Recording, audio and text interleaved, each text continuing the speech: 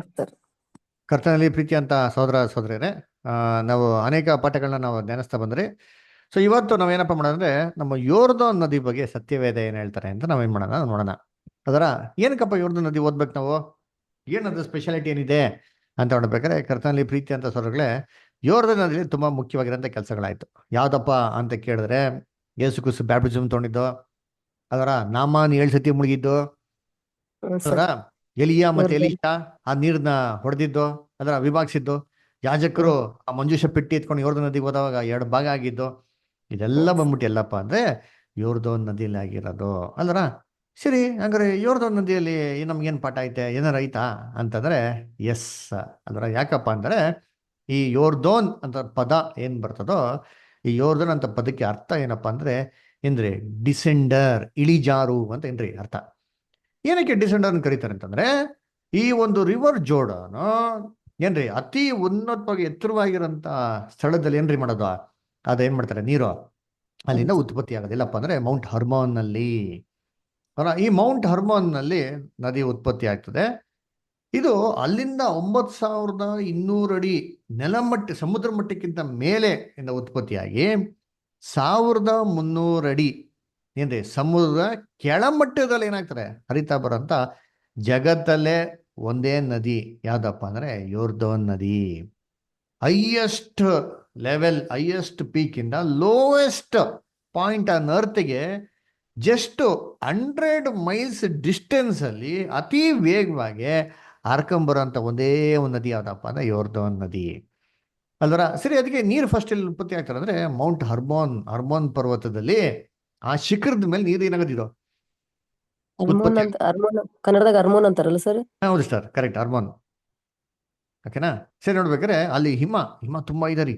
ಹಿಮ ಎಲ್ಲ ಬಿದ್ದಿ ಬಿದ್ದಿ ಕರಗಿ ಅದೇನಾಗೋದು 4 ಶಾಖೆಗಳ ಮುಖಾಂತರ ಅಲ್ಲಿನಾಗ್ತದೆ ನೀರು ಉತ್ಪತ್ತಿ ಆಗ್ತದೆ ಅಲ್ವರ. ಅದಾಗಿ ನಂತರ 2ನೇ ಸ್ಥಳಕ್ಕೆ ನೀರು ಬರೋದು ಎಲ್ಲಪ್ಪ ಅಂತ ನೋಡ್ದ ಅಂತಂದ್ರೆ ಏನ್ರಿ, ಲೇಕ್ ಹುಲ್ಲಾ ಅಂತ ಸ್ಥಳಕ್ಕೆ ಫಸ್ಟ್ ಏನಾಗ್ತಾರೆ ಬಂದು ಆ ಬೆಟ್ಟಿನ ಹರ್ಕೊಂಬಂದ್ರೆ ಲೇಕ್ ಹುಲ್ಲಾ ಅಂತ ಸ್ಥಳಕ್ಕೆ ಬರ್ತಾರೆ. ಆ ಲೇಕ್ ಹುಲ್ಲಾ ಎಲ್ಲಪ್ಪ ಇದ್ರೆ ಸಮುದ್ರ ಮಟ್ಟಕ್ಕೆ ಏನಾಗಿದೆ ಇರೋಂಥ ಸ್ಥಳ ಅಂತಾರೆ. ಆ ಲೇಕ್ ಹುಲ್ಲಾ ಅಂತ ಸ್ಥಳಕ್ಕೆ ಬಂದ್ರೆ ನೀರು ಎಷ್ಟು ಪ್ಯೂರ್ ಆಗಿದೆ ಅಂತಂದ್ರೆ ಟ್ರಾನ್ಸ್ಪರೆಂಟ್ ಆಗಿದೆ ಅಂತೀರಿ. ಆಮೇಲೆ ಅಷ್ಟು ನೀಟಾಗಿ, ಅಷ್ಟು ಕ್ಲೀನಾಗಿ, ಅಷ್ಟು ಏನಾಗಿದೆ ಅಂತೆ, ತುಂಬಾ ಚೆನ್ನಾಗಿದೆ, ಒಳ್ಳೆ ಸೈಟ್ ಸ್ಪ್ರಿಂಗ್ ಸ್ಪಾಟ್ ಏನ್ರಿ. ಅಲ್ಲಿ ಹೋಗ್ಬಿಟ್ಟು ಅಂತಂದ್ರೆ ಆ ನೀರು ಹಂಗೇ ಕುಳಿಬರುವಂತೆ ಅಷ್ಟು ಕ್ಲಿಯರ್ ಆಗಿ ಏನಂತೆ ನೀರಿದೆ ಅಂತೆ ಅಲ್ಲರ. ಸರಿ, ಈ ಲೇಕ್ ಹುಲ್ಲಾ ಇಂದ ನೆಕ್ಸ್ಟ್ ನೀರು ಹಂಗೇ ಹರ್ಕೊಂಡು ನೆಕ್ಸ್ಟ್ ಎಲ್ಲಿಗಪ್ಪ ಬರ್ತಾರೆ ಅಂದ್ರೆ ಗಲೀಲಿ ಸಮುದ್ರಕ್ಕೆ ಏನಾಗ್ತಾರೆ ಬಂದು ಸೇರ್ತಾರೆ. ಈ ಗಲೀಲಿ ಸಮುದ್ರಕ್ಕೆ ಬಂದು ಸೇರ್ಬೇಕಾದ್ರೆ ಈ ನೀರು ಹೇಗಪ್ಪ ಬರ್ತಾರೆ ಅಂತಂದ್ರೆ ಕಲ್ಮಶ ಆಗ್ಬಿಡ್ತದೆ. ಆ ಲೇಕ್ ಹುಲ್ಲಾಲಿ ಶುದ್ಧವಾಗಿರೋಂಥ ನೀರು ಶುದ್ಧವಾಗಿರಲ್ಲ ರೀ, ಕಲ್ಮಶ ಆಗ್ಬಿಡ್ತಾರೆ. ಕಲ್ಮಶ ಆಗಿ ಗಲೀಲಿಯ ಸಮುದ್ರಕ್ಕೆ ಏನಾಗ್ತಾರೆ ಬಂದಿದ್ದು, ಅದು ಬಂದು ಏನಾಗ್ತಾರೆ ಸೇರ್ತಾರೆ. ಗಲೀಲಿಯ ಸಮುದ್ರದಲ್ಲಿ ಏನಾಯ್ತು, ಯೇಸು ಕ್ರಿಸ್ತು ಅಪೊಸ್ತಲನ ಪೇತ್ರ ಮತ್ತೆ ಯೋಹಾನನ ಆಯ್ಕೆ ಮಾಡಿದಿಲ್ರಿ ಗಲೀಲಿಯ ಅಲ್ಲಿ ಸಮುದ್ರದಲ್ಲೇ. ಸಮುದ್ರದ ಹತ್ರ ಸರ್. ಅಲ್ರ, ಒಂದ್ಸತಿ ಸಮುದ್ರದಲ್ಲಿ ಅಲ್ಲೋಲ ಕಲ್ಲಲ್ಲಿ ಆಗ್ಬಿಡ್ತಾರೆ, ಎಲ್ಲಾ ಶಿಷ್ಯನ ಗಾಬರಿ ಗಿಡಗಳು. ಪಡ್ಕೊಂಡ್ಬಿಡ್ತಾರೆ. ಯೇಸು ಕ್ರಿಸ್ತು ಮಾತ್ರ ಇವರು ಆರಾಮರು ಎಷ್ಟು ಅಂತವ್ರು, ಇವ್ರು ಟೆನ್ಷನ್ ಆಗ್ತಾರೆ. ಏನ್ ಸ್ವಾಮಿ ನಿಮ್ಗೇನು ಅಷ್ಟು ಸ್ವಲ್ಪ ಗೊತ್ತಾಗಲ್ವಾ, ನಾವೆಲ್ಲ ನಾಶ ಆಗ್ತಾ ಇದ್ರಿ ಅಂತ. ಯೇಸು ಕ್ರಿಸ್ತು ಹೇಳ್ತಾರೆ, ಎಲ್ಲಿ ನೀವು ನಂಬಿಕೆ ಅಂತ ಬಿಡ್ತಾರೆ. ಸಮುದ್ರನ ಏನ್ರಿ ಸಮಾಧಾನ ಮಾಡಿಸಿದಲ್ಲಿ ಈ ಸಮುದ್ರದ ಗಲೀಲಿಯ ಸಮುದ್ರದಲ್ಲೇ ಅಲ್ಲರ. ಪೇತ್ರ ಏನ್ ಹೇಳ್ತಾರೆ, ಸ್ವಾಮಿ ನೀವು ನಡ್ಕೊಂಡ್ ಬರ್ತಾ ಇದ್ರಿ ಅಂದ್ರೆ ನೀವೇ ಅಂತ ನಮ್ಗೇನು ಪ್ರೂಫು, ನನ್ನ ನಡಿ ಕೇಳ್ರಿ ಅಂತ ಹೇಳ್ತಾರೆ. ಬಾ ಅಂತ ಹೇಳ್ತಾರೆ. ಪೇತ್ರ ಸಮುದ್ರ ಮೇಲೆ ದೂರ ಹೋಗ್ತಾರೆ. ಆಮೇಲೆ ಏನಾಗ್ಬಿಡ್ತಾರೆ, ನಡೀತಾ ಇದ್ದೀನಲ್ಲ ಅಂತ ಡೌಟ್ ಬಿಟ್ಟಿದ ತಕ್ಷಣ ಟಕ್ ಅಂತ ಮುಳುಗೋಗ್ಬಿಡ್ತಾರೆ. ಇದೆಲ್ಲ ಆಗಿದ್ದು ಗಲೀಲಿಯ ಸಮುದ್ರದಲ್ಲೇ ಅಂದ್ರ. ಈ ಸಮುದ್ರ ಅಲ್ಲಿ ಏನಾಗ್ತದೆ ಅಂದ್ರೆ ಈ ಗಲೀಜಾಗಿ ಬಂದಿರೋಂಥ ನೀರು ಏನ್ರಿ ಅಲ್ಲಿ ಫುಲ್ ಎಷ್ಟು ಗಲೀಜಾಗ್ತದೋ ಅಲ್ಲಿ ಬಂದಿದ ತಕ್ಷಣ ನೀರು ಸೆಟ್ಲ್ ಆಗ್ತದೆ. ಸೆಟಲ್ ಆಗ್ಬಿಟ್ಟು ಅಲ್ಲಿಂದ ಮುಂದಕ್ಕೆ ನೀರು ಹರಿತಾರೆ. ಆದ್ರೆ ಅಷ್ಟು ಪ್ಯೂರ್ ಆಗಲ್ಲ ಅಲ್ಲಿ ಏನ್ರಿ. ಏನಾಗ್ತದೆ, ಸ್ವಲ್ಪ ಸ್ವಲ್ಪ ಕಲ್ಮಶಗಳು ಶುದ್ಧ ಆಗ್ಬಿಟ್ಟು ಸ್ವಲ್ಪ ಶುದ್ಧ ಆಗ್ತದೆ ಅಷ್ಟೇ, ಏನ್ರಿ ಪೂರ್ತಿ ಅಲ್ಲ, ಸ್ವಲ್ಪ ಶುದ್ಧ ಆಗ್ಬಿಟ್ಟು ಮುಂದಕ್ಕೆ ಅದೇ ಕಲ್ಮಶವಾಗಿರೋಂಥ ನೀರು ಮುಂದಕ್ಕೆ ಹರಿಕೆ ಶುರು ಆಗ್ತದೆ. ಈ ಮುಂದಕ್ಕೆ ಹಿಂಗಪ್ಪ ಹೋಗ್ತಾರೆ ನೀರು ಅಂತಂದ್ರೆ ನೇರವಾಗಿ ಹೋಗಲ್ಲ ರೀ, ವಕ್ರ ವಕ್ರವಾಗಿ. ಇಲ್ಲಿ ನೋಡ್ತಿರ್ ಗೊತ್ತಾ, ಇದೇ ತರ ಇರೋದು. ನೀವು ನೋಡಿದ್ರೆ ಆಶ್ಚರ್ಯ ಆಗ್ಬಿಡ್ತೀರಾ, ಯಾರೋ ಇಸ್ರೇಲ್ಗೆ ಹೋದ್ರೆ ನೀವು ನೋಡಿರ್ಬೋದು ಏನ್ರಿ. ಈ ನೋಡಿ, ಇದು ರಿಯಲ್ ಫೋಟೋ ಯೋರ್ದನ್ ನದಿ. ಇದು ಹಿಂಗೆ ಇರೋದ್ರಿ ಯೋರ್ದನ್ ನದಿ. ಹಿಂಗೆ ವಕ್ರ ವಕ್ರ ವಕ್ರ ವಕ್ರ ವಕ್ರವಾಗಿ ಏನ್ ಮಾಡ್ತಾರೆ ನದಿ ಹೋಗ್ಬಿಟ್ಟು ಕೊನೆಗೆ ಎಲ್ಗಪ್ಪ ಹೋಯ್ತದೆ ಅಂತಂದ್ರೆ ಏನ್ರಿ, ಆ ಲವಣ ಸಮುದ್ರ ಅಂದ್ರೆ ಏನೇ ಡೆಡ್ ಸಿಗೆ ಏನಾಗ್ತಾರೆ ಹೋಗ್ಬಿಟ್ಟು ಅದು ಸೇರ್ತದೆ ಅಲ್ರ. ಈ ಡೆಡ್ ಸಿ ಏನಪ್ಪಾ ಅಂತ ನೋಡಿದ್ರೆ ಕರ್ತನಲ್ಲಿ ಪ್ರೀತಿ ಅಂತ ಸೋರಸರುಗಳೇ, Dead Sea is the lowest point on the earth. ಇಡೀ ಭೂಮಿಯಲ್ಲೇ ಸಮುದ್ರ ಮಟ್ಟಕ್ಕಿಂತ ತುಂಬಾ ಅತಿ ಕೆಳಗಡೆ ಇರೋಂಥ ಸ್ಥಳ ಅಂದ್ರೆ ಲವಣ ಸಮುದ್ರ, dead C, 1312 feet below C level. ಇಲ್ಲಿ ಹೋಗಿ ಏನಾಗ್ತಾರೆ, ಸೇರ್ತಾರೆ. ಸರಿ, ಈ ಲವಣ ಸಮುದ್ರ ಏನಪ್ಪ ಸ್ಪೆಷಾಲಿಟಿ ಅಂತಂದ್ರೆ ದಿನ ಏನ್ರಿ 6 ಮಿಲಿಯನ್ ಟನ್ ನೀರು ಏನಾಗ್ತಾರಂತೆ, ಬರ್ತಾರಂತೆ. ಆದ್ರೆ ಲವಣ ಸಮುದ್ರ ಇವತ್ತು ಒಂದಿನ ಕೂಡ ಓವರ್ಫ್ಲೋ ಆಗಿದ್ದಿಲ್ಲ. ಈ ಲವಣ ಸಮುದ್ರದಿಂದ ಮುಂದಕ್ಕೆ ನೀರು ಹೋಗೋದಕ್ಕೆ ಜಾಗನೇ ಇಲ್ಲ ರೀ. ದಟ್ ಇಸ್ ಲಾಸ್ಟ್ ಪಾಯಿಂಟ್, ಅಲ್ಲೇ ಎಂಡ್ ಆಗ್ತಾರೆ, ಮುಂದಕ್ಕೆ ನೀರು ಹರ್ಕೊಂಡು ಹೋಗಲ್ಲ. ಆಮೇಲೆ ಎಷ್ಟು ನೀರು ಬರ್ತಾ ಇದ್ರು ಇದುವರೆಗೂ ಲವಣ ಸಮುದ್ರ, ಡೆಡ್ ಸಿ ತುಂಬ ತುಳುಕಿ ಏನ್ರಿ ಯಾವಾಗ ಓವರ್ಫ್ಲೋ ಆಗಿ ಫ್ಲಡ್ ಆಗಿದ್ದು ನ್ಯೂಸೇ ಇಲ್ಲ ರೀ. ಆಮೇಲೆ ಇದ್ರಲ್ಲಿ ಎಷ್ಟು ಉಪ್ಪಿನ ಅಂಶ ಇದೆ ಅಂತಂದ್ರೆ ಏನ್ರಿ, ಬೇರೆ ಎಲ್ಲಾ ಇದಕ್ಕೆ ಕಂಪೇರ್ ಮಾಡ್ದ ಅಂತಂದ್ರೆ ಇದರಲ್ಲಿರೋಂಥ ಸಾಲ್ಟ್ ಕಂಟೆಂಟು 5ರಷ್ಟು ಜಾಸ್ತಿ ಇದೆ ಅಲ್ವರ. ಆಮೇಲೆ ಏನಪ್ಪ, ಈ ಸಾಲ್ಟ್ ಕಂಟೆಂಟ್ ಜಾಸ್ತಿ ಇರೋದ್ರಿಂದ buoyancy of water is very less. ಅದೇ ನೋಡ್ಬೇಕ್ರೆ ಮನುಷ್ಯ ಇದ್ರಲ್ಲಿ ತೇಲ್ಬೋದ್ರಿ.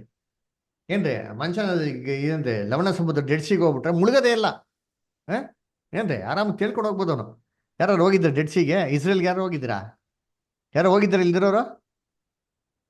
ಇಲ್ಲ ಸರ್, ನೀವ್ ಒಂದ್ಸಲ ಕರ್ಕೊಂಡು ಹೋಗ್ರಿ ಎಲ್ಲ. ಆಯ್ತು, ಕರ್ಕೊಂಡು ಹೋಗೋಣ ಬನ್ನಿ ಇಷ್ಟ. ಅದಕ್ಕೇನಂತೆ, ಫಸ್ಟ್ ಪರ್ಲೋಕಕ್ಕೆ ಹೋಗಕ್ಕೆ ಪ್ಲಾನ್ ಮಾಡೋಣ, ಆಮೇಲೆ ನೆಕ್ಸ್ಟ್ ಖಂಡಿತವಾಗಿ ಹೋಗೋಣ ಡೆಡ್ ಸಿಗೆ. ನನಗೂ ತುಂಬಾ ಆಸೆ ಇದೆ, ದೇವ್ರ ಚಿತ್ತಾರೆ, ನೋಡೋಣ. ಅದರ ಹೋಗೋಣ ಒಂದ್ಸತಿ ಎಲ್ಲರೂ ಟ್ರಿಪ್ ಹಾಕ್ಬಿಟ್ಟು. ನೋಡಿ ಅಲ್ಲಿ ಹೋದ್ರೆ ಮುಳುಗದಿಲ್ಲ ನೋಡಿ ನೋಡಿ ಅಲ್ಲಿ ಫೋಟೋ ಹೊಡಿದ್ರೆ ರಿಯಲ್ ಫೋಟೋ. ನೀವು ಹಂಗೆ ಹೋದ್ರೆ ನೀವು ಹಂಗೆ ಕೂತು ತೇಲ್ಕೊಂಡಿರ್ಬೋದು, ಅದರ ಮುಳುಗದೇ ಇಲ್ಲ. ಆಮೇಲೆ ಇಲ್ಲಿ ಉಪ್ಪಿನ ಅಂಶ ಎಷ್ಟಿದೆ ಅಂತಂದ್ರೆ ಏನ್ರಿ, ಮೀನು ಏನಾರ ಬಂದು ಸೇರ್ಬಿಟ್ರೆ ಲವಣ ಸಮುದ್ರಕ್ಕೆ ಏನಾಗ್ಬಿಡ್ತಾರೆ ಗೊತ್ತಾ, ಸತ್ತೋಗ್ಬಿಡ್ತಾರೆ. ಜೀವಂತವಾಗಿರಲ್ಲ ಮೀನು, ಯಾಕಂದ್ರೆ ಅಷ್ಟೊಂದು ಸಾಲ್ಟ್ ಕಂಟೆಂಟ್ ಇದೆ. ಸರಿಯಾಗಿ ಏನ್ ಸೂಚನೆ ಮಾಡ್ತಾರೆ ನೋಡಿ, ಶಾರ್ಟ್ ಡಿಸ್ಟೆನ್ಸ್ 100 ಮೈಲ್ಸ್ ಇಷ್ಟು ವೇಗವಾಗಿ ಬಂದು ಇಲ್ಲಿ ಸೇರ್ಬಿಟ್ಟು ನೀರೆಲ್ಲ ಆಗ್ಬಿಡ್ತಾರೆ, ಮೀನೆಲ್ಲ ಸತ್ತೋಗ್ಬಿಡ್ತದೆ, ವಕ್ರವಾಗಿ ಬರ್ತಾರೆ. ಇದೇನ್ ನಮಗ್ ಪಾಠ ಅಲ್ವರಾ? ಕರ್ತನಲ್ಲಿ ಪ್ರೀತಿ ಅಂದ್ರೆ ಇದು ಮನುಷ್ಯನ ಮಾರ್ಗನ ಏನ್ ಮಾಡ್ತಾರೆ, ಸೂಚನೆ ಮಾಡೋಂಥದ್ದಾಗಿದೆ ಅಲ್ವರಾ? ಏನ್ರಿ ಇಳಿಜಾರು ಅಲ್ವರಾ?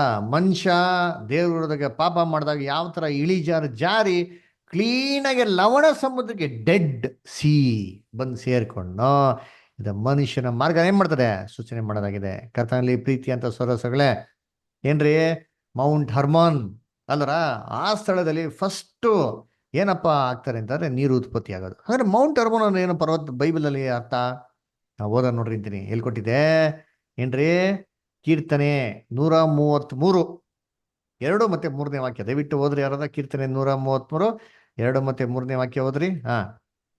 ಅದು ಆರೋನನ ತಲೆಯ ಮೇಲೆ ಹಾಕಲ್ಪಟ್ಟು ಅವನ ಗಡ್ಡದ ಮೇಲೆಯೂ ಅಲ್ಲಿಂದ ಅವನ ಅಂಗಿಗಳ ಕೊರಳಪಟ್ಟಿಯವರೆಗೂ ಹರಿದು ಬರುವ ಶ್ರೇಷ್ಠ ತೈಲದಂತೆಯೂ ಹೆರ್ಮೋನ್ ಪರ್ವತದಲ್ಲಿ ಹುಟ್ಟಿ ಚಿಯೋನ್ ಪರ್ವತದ ಮೇಲೆ ಬೀಳುವ ಮಂಜಿನಂತೆಯೂ ಇದೆ. ಇದೇ ಹರ್ಮೋನ್ ಪರ್ವತ ಬೀಳಂತ ಮಂಜಿನ ತರ ಇದೆ. ನೆಕ್ಸ್ಟ್, ಅಲ್ಲಿ ಆಶೀರ್ವಾದವು ಜೀವವು ಸದಾಕಾಲ ಇರಬೇಕೆಂದು ಯೆಹೋವನು ಆಜ್ಞಾಪಿಸಿದ. ಅಲ್ಲಿ ಹರ್ಮೋನ್ ಪರ್ವತದಲ್ಲಿ ಏನ್ರಿ, ಆಶೀರ್ವಾದವು ಜೀವವು ಅಂಡರ್ಲೈನ್ ಮಾಡ್ಕೊಳ್ಳಿ. ಹಂಗಾರೆ ಈ ಹರ್ಮೋನ್ ಪರ್ವತನ ಆರೋನ್ ತಲೆ ಮೇಲೆ ಹಾಕಿರೋಂಥ ಅಭಿಷೇಕ ತೈಲಕ್ಕೆ ಏನಾಗಿದೆ, ಹೋಲಿಕೆ ಆಗಿದೆ. ಪವಿತ್ರಾತ್ಮ ದೇವರು ಮೊದಲು ಆದಾಮ್ನ ತನ್ನ ಸ್ವರೂಪದಲ್ಲಿ ಸೃಷ್ಟಿ ಮಾಡ್ಬಿಟ್ಟು ಏನಪ್ಪ ಮಾಡಿದ್ರು ಅವನ್ಗೆ, ತನ್ನ ಜೀವ ಶ್ವಾಸ ಕೊಟ್ರು ಅಲ್ವರ.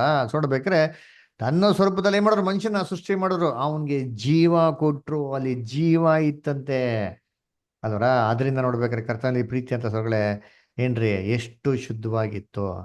ದೇವರು ತನ್ನ ರಾಜ್ಯವನ್ನು ಈಡೇನ್ ತೋಟದಲ್ಲಿ ಸ್ಥಾಪನೆ ಮಾಡ್ಬೇಕ್ರಿ, ಯಾವುದೇ ರೀತಿ ಕುಂದು ಕೊರತೆ ಕಲ್ಮಶಗಳು ಯಾವುದು ಇರ್ಲ ರೀ, ತುಂಬಾ ಶುದ್ಧವಾಗಿ ಏನಾಗಿತ್ತು ರೀ ಇತ್ತು ಅಂದ್ರೆ ದೇವರ ಒಂದು ಆಶೀರ್ವಾದ, ದೇವರ ಪವಿತ್ರಾತ್ಮನ ದಯೆ ಏನಾಗಿತ್ತಂತೆ ಅಲ್ಲಿತ್ತಂತೆ ಅಲ್ವರ. ಆದಾಮ್ಗೆ ಏನ್ ಮಾಡಿದ್ರು, ಈಡೇನ್ ತೋಟನೇ ರಾಜ್ಯವಾಗಿ ಏನ್ ಮಾಡಿದ್ರು, ಕೊಟ್ಟಿದ್ರು ಅಲ್ವರ. ಹೆಂಗಿತ್ತು ನೀರು, ಎಷ್ಟು ಕ್ರಿಸ್ಟಲ್ ಕ್ಲಿಯರ್, ಅಷ್ಟೊಂದು ಚೆನ್ನಾಗಿತ್ತಂತೆ ಅಲ್ವರ. ಅದಕ್ಕೆ ನೋಡ್ಬೇಕಾದ್ರೆ ಅದು ಫಸ್ಟ್ ಎಲ್ಲಪ್ಪ ಬಂದು ಸೇರ್ತು ಅಂದ್ರೆ ಲೇಖುಲ್ಲಾ ಅಲ್ವರ. ಅಂದ್ರೆ ನೆಲಮಟ್ಟ ಅಂದ್ರೆ ಸಾರಿ ಸಮುದ್ರ ಮಟ್ಟ. ಅದು ಅಂದ್ರೆ ಏನಂದ್ರೆ ಪರ್ಫೆಕ್ಷನ್. ದೇವರ ಮನುಷ್ಯನ ಸೃಷ್ಟಿ ಮಾಡ್ಬೇಕಾದ್ರೆ ತನ್ನ ಸ್ವರೂಪಕ್ಕೆ ಸರಿಯಾಗಿ, ತನ್ನ ಹೋಲಿಕೆಗೆ ಸರಿಯಾಗಿ, ಪರಿಪೂರ್ಣವಾಗಿ ಪರಿಶುದ್ಧವಾಗಿ ಏನ್ ಮಾಡಿದ್ರು, ಅಲ್ಲಿ ದೇವ್ರ ಏನ್ ಮಾಡಿದ್ದು, ಅವ್ರನ್ನ ಸೃಷ್ಟಿ ಮಾಡಿದ್ದು ಅಲ್ವರ. ಏನ್ರಿ ತನ್ನ ಸ್ವರೂಪಕ್ಕೆ ಸರಿಯಾಗಿ ಏನ್ ಮಾಡಿದ್ರು, ದೇವ್ರ ಸೃಷ್ಟಿ ಮಾಡಿದ್ರು ಅಲ್ವರ. ಹೆಂಗಿದ್ದ ಆದಾಮ್ ಸೃಷ್ಟಿ ಮಾಡ್ಬೇಕಾರೆ, ಏನು ಲೋಪ ದೋಷಗಳಿಲ್ಲ, ಎಲ್ಲ ಪ್ರಾಣಿಗಳಿಗೆ ಸಿಡ್ತಾನೆ, ಜ್ಞಾನಿಯಾಗಿದ್ದ, ಬುದ್ಧಿವಂತನಾಗಿದ್ದ ಅಲ್ವರ. ಆದ್ರೆ ಯಾವಾಗ ಪಾಪ ಮಾಡ್ತಾನೋ ಅವನೇನ್ ಮಾಡ್ತಾನೆ, ಆ ರಾಜ್ಯಾಧಿಕಾರ ಕಳ್ಕೊಂಡ್ಬಿಡ್ತಾನೆ. ದೇವ್ರು ಅವನ್ ಏನ್ ಮಾಡ್ತಾರೆ, ಈಡೇಂದ್ರ ಹೊರಗಡೆ ಕಳಿಸ್ಬಿಡ್ತಾರೆ. ಕಳಿಸ್ಬಿಟ್ಟು ನಿನ್ನ ನಿಮಿತ್ತವಾಗಿ ಭೂಮಿ ಶಪಿಸಲ್ಪಟ್ಟಿದೆ ಅಂತ ಹೇಳ್ತಾರೆ. ಅಲ್ವರ ಏನಾಯ್ತು ಅಂದ್ರೆ ಅಲ್ಲಿ ನೀರು ಅಲ್ವರ, ಸಮುದ್ರ ಅನೇನ್ರಿ, ಮನುಷ್ಯರು ಕಲಮಶ ಆಗ್ಬಿಟ್ರು. ಅದರ ಪಾಪದಿಂದ ಏನಾದ್ರು ತುಂಬ ಹೋದ್ರು. ನೋಡಿ ಓದನ ಅಂತೀನಿ ಇಲ್ಲಿ, ಪ್ರಕಟಣೆ 17:15, ರೆವಲ್ಯೂಷನ್ 17:15 ಓದ್ರಿ. ರೆವಲ್ಯೂಷನ್ 17:15 ಎಲ್ಲಿ ನಮ್ಮ ಜೋಯಲ್ ಬದಲು ಶ್ವೇತಾಸ್ತರು. ಇನ್ನು ಆ ದೇವದೂತನು ದೇವದೂತನು ನನಗೆ ಓದಿ ಸರ್. ಹೇಳಿದ್ದು, ಆ ಜಾರ ಸ್ತ್ರೀಯು ವಾಸಿಸಿರುವ ನೀರುಗಳನ್ನು ಕಂಡಿಯಲ್ಲ, ಅವು ಪ್ರಜೆ, ಸಮೂಹ, ಜನ, ಭಾಷೆಗಳನ್ನು ಸೂಚಿಸುತ್ತವೆ. ಆ ಪ್ರಜೆ, ಜನಸಮೂಹ, ಭಾಷೆಗಳನ್ನ ಮಾಡ್ತಾ ಇದೆ, ಸೂಚಿಸ್ತದೆ ಅಲ್ವರ. ಕರ್ತನಲ್ಲಿ ಪ್ರೀತಿ ಅಂದ್ರೆ ಜನಸಮೂಹ, ಜನರನ್ನ, ನದಿ ಅಂದ್ರೆ ಏನ್ರಿ, ಸಮುದ್ರ ಅಂದ್ರೆ ಜನಗಳನ್ನ ಸೂಚನೆ ಮಾಡೋದು. ಅದಕ್ಕೆ ಆದಾಮ್ ಒಬ್ನೇ ಅಲ್ಲ ರೀ, ಆದಾಮ್ ಮುಖಾಂತರ ಇಡೀ ಲೋಕ ಜನಗಳು ಏನ್ ಮಾಡಿದ್ರು, ಇವಾಗೆಲ್ಲ ಉತ್ಪತ್ತಿ ಆದ್ರಂತೆ ಅಲ್ವರ. ಸರಿ, ಉತ್ಪತ್ತಿ ಆದವರು ಆದಾಮ್ನವ್ರು ಹುಟ್ಟಿರೋ ಎಲ್ಲ ಪರಿಶುದ್ಧಾಗಿ ಹುಟ್ಟಿದಾರ? ಎಲ್ಲ ಪಾಪಿಗಳ್ರಿ, ಎಲ್ಲ ದ್ರೋಹಿಗಳು, ಒಬ್ರು ಏನಾಗಿಲ್ಲ, ನೆಟ್ಟಿಗಿಲ್ಲ. ಅದಕ್ಕೆ ಬೈಬಲ್ನ ಓದ್ಬೇಕಾದ್ರೆ ಹೇಳ್ತಾರೆ, ಒಂದೇ ರಕ್ತದಿಂದ ಏನ್ ಮಾಡೋದು ದೇವರು ಇಡೀ ಭೂಮಿ ಹಿಂಡಿದಂತೆ ಎಲ್ಲಾ ಮನುಷ್ಯನ ಮಾಡೋದು, ಉತ್ಪತ್ತಿ ಮಾಡೋಂಥ ಅಪೊಸ್ತಲರ ಕೃತ್ಯ 17:26 ಓದ್ತೀರಿ ಅದರ. ಸರಿ, ಆದಾಮಿಂದ ಬಂದಂತ ಎಲ್ಲಾ ಮಕ್ಕಳು ಏನಾದಂದ್ರೆ ಪಾಪಿಗಳಾಗಿರೋದ್ರಿಂದ ಆ ನೀರು ಹೆಂಗಿದಂತೆ ಕಲ್ಮಶವಾಗಿತ್ತು ಅಲ್ದರ. ನೋಡಿ ಓದೋಣ ಕೆಲವೊಂದು ವಾಕ್ಯಗಳು, ನಾವೆಲ್ಲ ಓದಿರೋ ವಾಕ್ಯನೇ ನಿಲ್ಸಿ ಓದೋಣ. ರೋಮಪುರದಲ್ಲಿ 5ನೇ ಅಧ್ಯಾಯ 12 ಮತ್ತೆ 14ನೇ ವಾಕ್ಯ, 12ರಿಂದ 14 ದಯವಿಟ್ಟು ಓದಿ.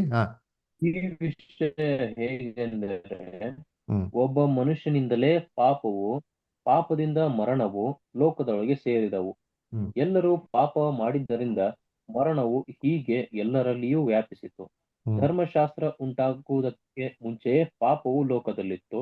ಆದರೆ ಧರ್ಮಶಾಸ್ತ್ರವಿಲ್ಲದಿರುವಾಗ ಪಾಪವು ಲೆಕ್ಕಕ್ಕೆ ಬರುವುದಿಲ್ಲ. ಆದರೂ ಆದಾಮನ ಕಾಲದಿಂದ ಮೋಶೆಯ ಕಾಲದವರೆಗೂ ಮರಣದ ಆಳಿಕೆಯು ನಡೆಯುತ್ತಿತ್ತು. ನೋಡ್ರ. ಆದಾಮನು ಹಾ ದೇವಾಜ್ಞೆ ಹಾ ಓದಿ ಓದಿ. ದೇವಾಜ್ಞೆ ಆದಾಮ ಮೀರಿ ಹ್ಮ್ ಮಾಡಿದ ಪಾಪಕ್ಕೆ ಸಮಾನವಾದ ಪಾಪವನ್ನು ಮಾಡದೇ ಇದ್ದವರ ಮೇಲೆಯೂ ಅದು ನಡೆಯುತ್ತಿತ್ತು. ನಡೆಯುತ್ತಿತ್ತು. ಆ ಆದಾಮ ನೋಡ್ರ ಎಷ್ಟು ಕ್ಲೀನಾಗಿ ಹೇಳ್ತಾರೆ, ಆದಾಮನ ಪಾಪ ಮಾಡಿದಂತೆ ರೀತಿಯಲ್ಲಿ ಯಾರು ಮಾಡಿಲ್ಲೋ ಅವ್ರ ಮೇಲೆ ಕೂಡ ಏನ್ ಮಾಡ್ತಂತೆ, ನಡೀತಾ ಇತ್ತಂತೆ. ಕರ್ತನಲ್ಲಿ ಪ್ರೀತಿ ಅನ್ನಿಸ್ಕೊಳ್ಳೆ. ನೋಡ್ರ ಎಷ್ಟು ಕ್ಲೀನಾಗಿ ಹೇಳ್ತಾರೆ ನೋಡಿರ್ತೀರಿ ಅಲ್ವರ. ಏನ್ರಿ, ಆದಾಮನ್ ಮುಖಾಂತರ ಪಾಪ, ಪಾಪದ ಮುಖಾಂತರ ಮರಣದಂಡನೆ ಬಂತು, ಇದು ಎಲ್ಲಾರ ಮೇಲೆ ವಾಪಿಸ್ತು. ಅದಕ್ಕೆ ರೋಮಪುರದಲ್ಲಿ 3:10 ಹೇಳ್ದು, ನೀತಿವಂತನು ಒಬ್ನು ಇಲ್ಲ, ಒಬ್ರು ಯಾರು ಇಲ್ಲ, ಯಾರಿಲ್ಲ, ಒಬ್ರು ಇಲ್ಲ. ದಾವೀದ ಹೇಳ್ತಾರೆ ಕೀರ್ತನೆ 51:5, ನಾನು ಮಾತ್ರ ಗರ್ಭದಲ್ಲಿ ಏನ್ರಿ ಪಾಪಿಯೇ ಅಲ್ವರ, ದ್ರೋಹಿ ಅಂತ ಹೇಳ್ತಾರೆ. ಹುಟ್ಟಂದಿನಿಂದ ಏನ್ರಿ ನಾನು ಪಾಪಿಯೇ, ದ್ರೋಹಿ ಅಂತ ಅದಕ್ಕೆ ಹೇಳೋದು. ಅಂದ್ರೆ ನೀರು ಏನಾಗ್ಬಿಡ್ತು ಅಂದ್ರೆ ಕಲ್ಮಶ ಏನ್ರಿ ಅಲ್ಲಿ ಆಗೋಯ್ತು. ಇಟ್ ವಾಸ್ ಬಿಕಮ್ ಇಂಪ್ಯೂರ್ ಅಲ್ದರ. ಅದರಿಂದ ಕರ್ತನಲ್ಲಿ ಪ್ರೀತಿ ಅನ್ನಿಸೋಗಳೇ, ಇಲ್ಲೇ ಕುಲ್ಲಾನ ಬಿಟ್ಟಿದ ತಕ್ಷಣ ಗಲೀಲಿಗೆ ಬರೋದಕ್ಕೆ ಏನಾಗ್ಬಿಡ್ತು, ಶಾರ್ಟ್ ಡಿಸ್ಟೆನ್ಸ್, ನೀರು ಫುಲ್ ಗಲೀಜ್ರಿ, ಮಡ್ಡಿ ವಾಟರ್. ನೀವು ನಿಜವಾಗಿ ನೋಡೋಣ ಒಳ್ಳೆ ಒಂದೇನ್ರಿ ಮಣ್ಣು ನೀರು ತರನೇ ಇರ್ತಾರ್ರಿ ಇದು ಅಲ್ವರ. ಇದೇನಪ್ಪ ಸೂಚನೆ ಮಾಡ್ತಾರೆ ಅಂದ್ರೆ, ಮೊದಲನೇ ಲೋಕದಲ್ಲಿ ಆದಾಮ್ ಮತ್ತೆ ಏವಾಳ್ ಪಾಪ ಮಾಡಿದಂತ ಏನ್ರಿ ಮೊದಲನೇ ಲೋಕ ಪ್ರಾರಂಭ ಆಯ್ತಲ್ಲ, ಕೇವಲ 1656 ವರ್ಷದಲ್ಲಿ ದೇವದೂತರು ಭೂಲೋಕದಲ್ಲಿ ಅಂತ ಸ್ತ್ರೀಗಳನ್ನ ನೋಡಿ ಅವತ್ತ ಸಂಬಂಧ ಇಟ್ಕೊಂಡ ಅವಾಗ ಏನಾಯ್ತಂತೆ, ರಾಕ್ಷಸಗಳು ಹುಟ್ಬಿಟ್ರು. ಕೇವಲ 1656 ವರ್ಷದಲ್ಲೇ ಭೂಮಿ ಏನಾಗ್ಬಿಡ್ತು, ಕಂಪ್ಲೀಟ್ ಆಗಿ ನಾಶ ಆಗೋಯ್ತು, ಪಾಪದಿಂದ ತುಂಬಿಡ್ತು ಅದರ. ನೋಡಿ ಓದನ ಆದಿಕಾಂಡ 6ನೇ ಅಧ್ಯಾಯ 2ನೇ ವಾಕ್ಯ ಓದಿಲ್ಲ ಅಷ್ಟರ್. ಮನುಷ್ಯ ಪುತ್ರಿಯರ ದೇವಪುತ್ರರು ಮನುಷ್ಯ ಪುತ್ರಿಯರ ಸೌಂದರ್ಯವನ್ನು ನೋಡಿ ತಮಗೆ ಇಷ್ಟರಾದವರನ್ನು ಹೆಂಡರನ್ನಾಗಿ ಮಾಡಿಕೊಂಡರು. ನೋಡ್ರ, ದೇವಪುತ್ರರು ಮನುಷ್ಯ ಪುತ್ರ ನೋಡಿ, ಯಾರು ದೇವಪುತ್ರ ಅಂದ್ರೆ ಮನುಷ್ಯರ ಇಲ್ಲ ರೀ, ಅವ್ರ ಇಲ್ಲ ಇಷ್ಟ ಎಂಡ್ರ ಮಾಡ್ಕೊಂಡಂತ ದೇವ್ರು ಹೇಳವ್ರೆ. ಹಾಗಾದ್ರೆ ಇವ್ರು ಅವ್ರ ಬಗ್ಗೆ ಹೇಳ್ತಾರಲ್ಲ, ಇದ್ಯಾರಪ್ಪ ಅಂದ್ರೆ ರಾಕ್ಷಸರುಗಳು ಹುಟ್ಟಿರಂತ ಏನ್ರಿ ಹುಟ್ಟವ್ರು. ಯಾರಪ್ಪ ಇವ್ರ ತಂದೆಗಳು? ದೇವಪುತ್ರರು ಅಂದ್ರೆ ದೇವದೂತರು. ಯಾಕಂದ್ರೆ ದೇವದೂತರಿಗೆ ಮದುವೆ ಮಾಡ್ಕೊಳಕ್ಕೆ ಪರ್ಮಿಷನ್ ಕೊಡಲಿಲ್ಲ ರೀ. ಆದ್ರೆ ದೇವದೂತರಿಗೆ ಒಂದು ವರ ಕೊಟ್ಟಿದ್ರು ಮೊದಲನೇ ಹೋಗ್ತಲಿ.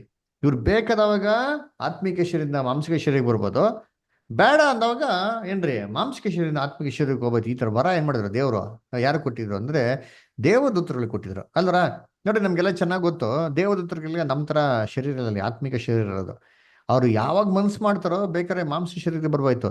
ಯಾವಾಗ ಇವ್ರು ಮಾಂಸಿಕ ಶರೀರದಲ್ಲಿ ಬಂದ್ರು ಮೊದಲನೇ ಲೋಕದಲ್ಲಿ, ಭೂಲೋಕದಲ್ಲಿ ಸುಂದರವಾಗಿರೋಂಥ ಸ್ತ್ರೀಗಳ ಜೊತೆ ಸಂಬಂಧ ಇಟ್ಕೊಳಕ್ಕೆ ಶುರು ಮಾಡೋರು. ನೋಡಿ ಓದನ ಆದಿಕಾಂಡ 6ನೇ ಅಧ್ಯಾಯ 4 ಮತ್ತು 5. ಆ ಕಾಲದಲ್ಲಿ ಅಂದರೆ ದೇವಪುತ್ರರು ಮನುಷ್ಯ ಪುತ್ರಿಯರನ್ನು ಕೂಡಿ ಅವರಲ್ಲಿ ಮಕ್ಕಳನ್ನು ಪಡೆಯುವ ಕಾಲದಲ್ಲಿ ಮಹಾ ಶರೀರಿಗಳು ಭೂಮಿಯ ಮೇಲಿದ್ದರು, ಅನಂತರದಲ್ಲಿಯೂ ಇದ್ದರು. ಪೂರ್ವದಲ್ಲಿ ಹೆಸರುಗೊಂಡ ಪರಾಕ್ರಮಶಾಲಿಗಳು ಇವರೇ. ಇವರೇ ನೋಡ್ರ, ಇವ್ರಿಗೆ ರಾಕ್ಷಸರು ಹುಟ್ರಂತೆ. ಏನಪ್ಪ, ಮನುಷ್ಯ ಸ್ತ್ರೀ ಸೇರ್ಕೊಂಡಾಗ ಸೇರ್ಕೊಂಡು ರಾಕ್ಷಸ ಹುಡ್ತಾರ? ದೇವಪುತ್ರ ಅಂದ್ರೆ ಅದು ಹೇಳೋದು ದೇವದೂತರು. ದೇವದೂತರಿಗೆ ಮದುವೆ ಮಾಡ್ಕೊಳಕ್ ಪರ್ಮಿಷನ್ ಕೊಟ್ಟಿಲ್ಲ. ಈ ದೇವದೂತರು ಭೂಲೋಕದಲ್ಲಿರೋಂಥ ಸ್ತ್ರೀಗಳ ಜೊತೆ ಸಂಬಂಧ ಇಟ್ಕೊಂಡಾಗ ರಾಕ್ಷಸಗಳೇನಂದ್ರು ಹುಟ್ಟಿದ್ರು. ಇವಾಗ ಗಂಡ ಹೆಂಡ್ರು ಸೇರ್ಬೇಕಾರೆ ರಾಕ್ಷಸ ಹುಡ್ತಾರ? ಅದು ನಾರ್ಮಲ್ ನಿಮ್ಮಿಂತಾನೆ ಹುಟ್ಟೋದು. ಹಂಗಾಗಿ ದೇವದೂತರು ಪಾಪ ಮಾಡಿದವಾಗ ಆಗಿರೋಂಥ ವಿಚಾರ ಅವಾಗ ಏನಾಗ್ಬಿಡ್ತು, ಕೇವಲ ಸ್ವಲ್ಪ ವರ್ಷಗಳಲ್ಲಿ ಇಡೀ ಭೂಮಿ ನೋಡ್ತು ಕೆಟ್ಟತನದಿಂದ ತುಂಬೋಗ್ಬಿಡ್ತು. ರಾಕ್ಷಸಗಳು ಹೆಂಗಿದ್ರಿ, ಅಯ್ಯೋ ಆ ದೇವತೆ ಹುಟ್ಟಿದ ರಾಕ್ಷಸಗಳು 50 ಅಡಿ 60 ಅಡಿ, ಸಾಮಾನ್ಯ ಮನುಷ್ಯರು 6 ಅಡಿ ತರ ಇದ್ರು. ಇವ್ರ ಮೇಲೆ ದಬ್ಬಾಳಿಕೆ ಮಾಡಕ್ಕೆ ಶುರು ಮಾಡಿದ್ರು. ಅಲ್ಲರ ಅದಕ್ಕೆ ಬೈಬಲ್ನ ಓದ್ತೀರಿ, ಆದಿಕಾಂಡ 6:11 ಭೂಲೋಕವೆಲ್ಲ ಏನಾಗಿತ್ತಂತೆ, ಬಲಾತ್ಕಾರದಿಂದ ತುಂಬಿತ್ತು, ಕೆಟ್ಟತನದಿಂದ ತುಂಬಿತ್ತಂತೆ. ಸರಿ, ಇದಕ್ಕೆ ಪ್ರೂಫ್ ಇದೆಯಾ ಈ ಥರ ರಾಕ್ಷಸ ಇದ್ರು ಅಂತಂದ್ರೆ? ಎಸ್. ನೀವು ನ್ಯಾಷನಲ್ ಜಿಯೋಗ್ರಫಿ ಚಾನಲ್ ನೋಡಿದ್ರೆ ಎಷ್ಟೋ ಜಾಗದಲ್ಲಿ ಎಕ್ಸ್ಕವೇಷನ್ಸ್ ಮಾಡ್ಬಿಟ್ಟು ಈ ಥರ ದೊಡ್ಡ ದೊಡ್ಡ ರಾಕ್ಷಸಗಳು ಎಲುಬುಗಳು ಏನು ಮಾಡಿದ್ದಾರೆ, ಅವರು ತೆಗೆದವ್ರೆ. ಅಲ್ಲರ ಹಂಗಾರೆ ಪ್ರೂಫ್ ಇದೆ ಅಲ್ಲರ. ಅದಕ್ಕೆ ನೋಡ್ಬೇಕಾದ್ರೆ ಕರ್ತನಲ್ಲಿ ಪ್ರೀತಿಯಾದ ಸ್ವರಗಳೇ ಏನ್ರಿ, ದೇವದೂತರಿಗೆ ಒಂದು ಕಾಲದಲ್ಲಿ ಏನ್ ಮಾಡಿದ್ರು, ದೇವರು ಅವಕಾಶ ಕೊಟ್ಟಿದ್ರು ಮನುಷ್ಯನ ಕಾಪಾಡೋದಿಕ್ಕೆ. ಅದರ ನೋಡಿ, ಅದು ಓದನ ಇಬ್ರಿಯರು 2:5 ಓದಿದ್ದೀರಿ. ನಾವು ಪ್ರಸ್ತಾಪಿಸುವ ಮುಂದಣ ಸಾಮ್ರಾಜ್ಯವನ್ನು ಆತನು ದೇವದೂತರಿಗೆ ಅಧೀನ ಮಾಡಲಿಲ್ಲವಲ್ಲ. ನೋಡ್ರ, ನಾವು ಪ್ರಸ್ತಾಪಿಸಿದಂತ ಮುಂದಿನ ಸಮಾಜವನ್ನು ದೇವದೂತರಿಗೆ ಅದನ್ನ ಮಾಡಲಿಲ್ಲವಲ್ಲ ಅಂದ್ರೆ ನಿಮಗೆ ಒಂದು ಕಾಲದಲ್ಲಿ ಮಾಡಿದ್ರು ಅಂತ ಅರ್ಥ. ಯಾವಾಗ ಮಾಡಿದ್ರು ಅದನ್ನ ನೋಡ್ಬೇಕಾದ್ರೆ ಕರ್ತನಲ್ಲಿ ಪ್ರೀತಿಗಳೇ ಮೊದಲನೇ ಲೋಕದಲ್ಲಿ ಅಲ್ರ. ಲೂಸಿಫರ್ ಸೇತಾನಾದವಾಗ ದೇವ್ರು ಏನ್ ಮಾಡ್ತಾರೆ, ಈ ಭೂಲೋಕನ ಕಾಪಾಡೋದಕ್ಕೋಸ್ಕರ ದೇವದೂತನ ಏನ್ ಮಾಡ್ತಾರೆ, ಕಳ್ಸಿಕೊಡ್ತಾರೆ. ಆ ದೇವದೂತರು ಕಳ್ಸಿಕೊಡ್ಬೇಕಾರೆ ಮನುಷ್ಯನ ರೂಪದಲ್ಲಿ ಬಂದು ಮನುಷ್ಯನ ಕಾಪಾಡಕ್ಕೆ ಏನ್ ಮಾಡಿದ್ರು, ಗಿಫ್ಟ್ ಕೊಟ್ಟಿದ್ರು. ಆದ್ರೆ ಇವ್ರು ಯಾವಾಗ ಮನುಷ್ಯನ ಒಂದು ದೇಹದಲ್ಲಿ ಬರ್ತಾರೋ ಸುಂದರವಾಗಿ ರಸ್ತೆಗಳ ಸಂಬಂಧ ಇಟ್ಕೊಳಕ್ ಶುರು ಮಾಡ್ತಾರೆ. ಸರಿ, ದೇವದೂತರು ಮಾಂಸದಲ್ಲಿ ಬರ್ಬೋದಾ? ಅದಕ್ಕೆ ಬೈಬಲ್ ಎಕ್ಸಾಂಪಲ್ ಇದೆಯಾ? ಎಸ್.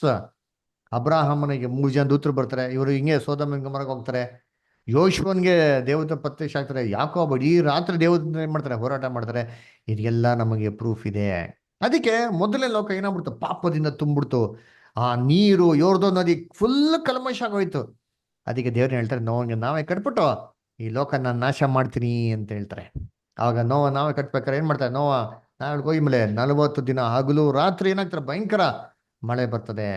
ಆ ಒಂದು ಮಳೆಯಲ್ಲಿ ಏನ್ರಿ, ಈ ರಾಕ್ಷಸ ಎಲ್ಲ ಏನಾಗ್ಬಿಡ್ತಾರೆ, ನಾಶ ಆಗ್ತಾರೆ. ಈ ದೇವದೂತರಿಗೆ ಹುಟ್ಟಿರಂತ ಎಲ್ಲಾ ರಾಕ್ಷಸ ಮಕ್ಳುಗಳು ನಾಶ ಆಗ್ಬಿಡ್ತಾರೆ. ಅವ್ರಿಗೆ ತಂದೆಗಳ ತರ ವರ ಇಲ್ಲ ರೀ, ಆತ್ಮಿಕ ಶರೀರದಿಂದ ಮಾಂಸಿಕ ಶರೀರಕ್ಕೆ ಹೋಗೋದಿಕ್ಕೆ. ಅವರು ಬಲಶಾಲಿಗಳಾಗಿದ್ರು ಅಷ್ಟೇ ಹೊರ್ತು ಅಲ್ವರ, ರಾಕ್ಷಸ ದೇಹಗಳಿತ್ತು ಅಷ್ಟೇ ಹೊರ್ತು ಅವ್ರಿಗೆ ಆ ತಂದೆಗಳ ತರ ಆತ್ಮಿಕ ಶರೀರ ಇರ್ಲಿಲ್ಲ. ಅಂದ್ರೆ ಇವರು ಜಲಪಳದ ನಾಶ ಆಗ್ಬಿಡ್ತಾರೆ ಅಲ್ವರ. ಸರಿ, ಇವರೆಲ್ಲ ನಾಶ ಆಗ್ಬಿಟ್ರು. ಆ ಬಿದ್ದೋಗಿರೋ ದೂತರು ಏನಾದ್ರು ಅವರೆಲ್ಲ ಅವ್ರಿಗೆ ಮಾಂಸಿಕ ಶರೀರದಲ್ಲಿ ಇರ್ಬೇಕಾದ್ರೆ ಜಳಪಳೆ ಬಂತು.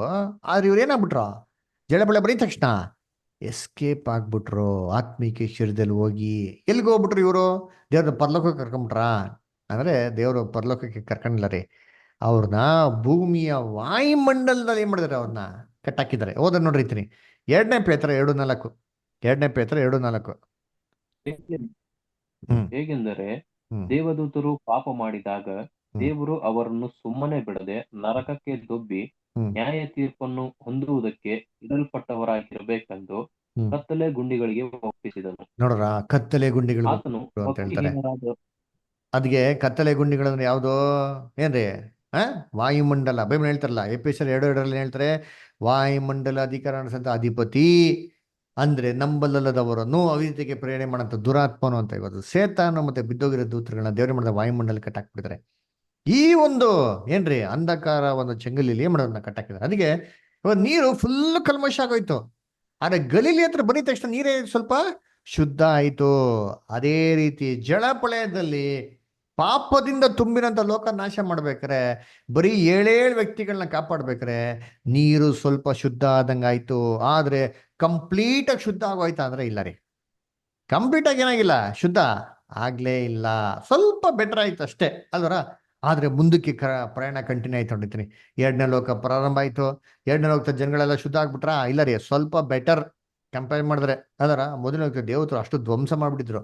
ಆದ್ರೆ ಇವಾಗ ನೀರು ಶುದ್ಧ ಆಯ್ತು, ಮಾರ್ಗ ಹೆಂಗಾಯ್ತಂತೆ, ನೆಟ್ಟಿಗಿಲ್ಲ, ವಕ್ರ ಆಗೈತೆ.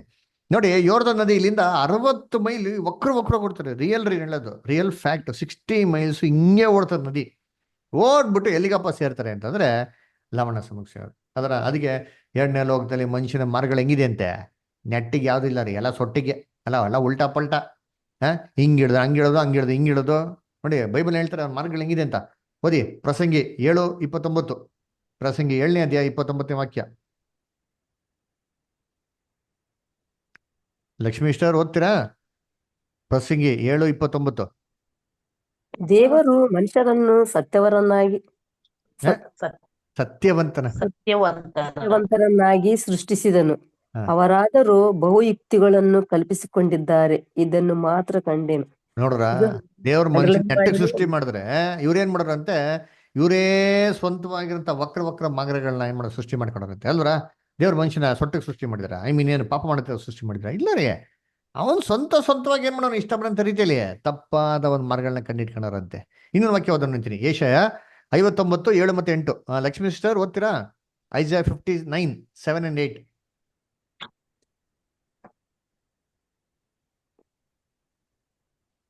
ಏಷಯ 59ನೇ ಅಧ್ಯಾಯ 7 ಮತ್ತು 8 ಸಿಸ್ಟರ್. ಒಂದ್ ನಿಮಿಷ.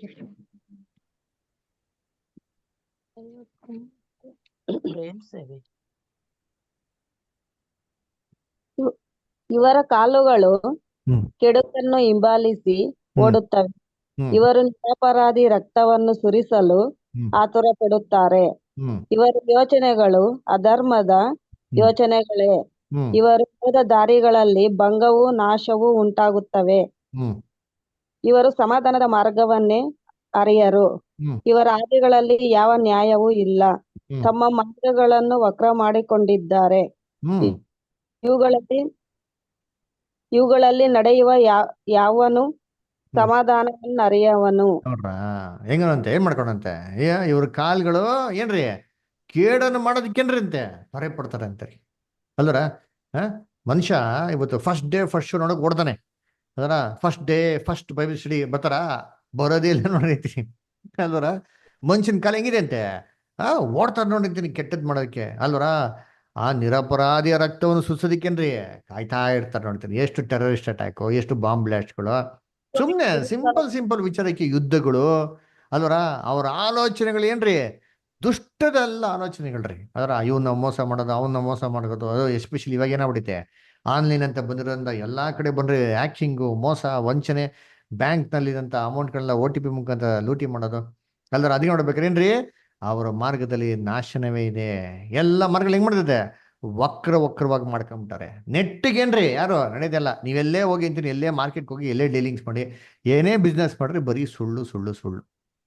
ಸರ್ ಇದು ಇಂಪಾರ್ಟೆಂಟ್ ಸರ್, ನಿಮ್ಗೋಸ್ಕರ ತರಿಸಿದ್ದೀನಿ ಸರ್ ಅಂತ ಹೇಳೋದು ಏನ್ರಿ, ಅದು ಫೇಕ್ ಆಗಿರ್ತಾರೆ ಅಲ್ವರ. ನೋಡ್ಬೇಕ್ರೇನ್ರಿ, ಇದು ಮೋಸವಾದಂಥದ್ದು. ಅದಕ್ಕೆ ಅವ್ರ ಮಾರ್ಗದಲ್ಲಿ ಸಮಾಧಾನನೇ ಅರಿಯರು. ಮನುಷ್ಯನ ಮಾರ್ಗ ಏನಾಗಿದೆ ಅಂತ ಇವರು ವಕ್ರವಾಗಿ ಹೋಗ್ಬಿಟ್ಟು ಕೊನೆಗೆ ಎಲ್ಲಪ್ಪ ಸೇರ್ತಾನೆ ಅಂತಂದ್ರೆ ನೋಡಿದ್ರೆ ಕರ್ತನಲ್ಲಿ ಪ್ರೀತಿ ಅಂದ್ರೆ ಡೆಡ್ ಸಿ. ಮನುಷ್ಯ ಕೊನೆಗೆ ಎಲ್ಲಿ ಸೇರ್ತಾನೆ?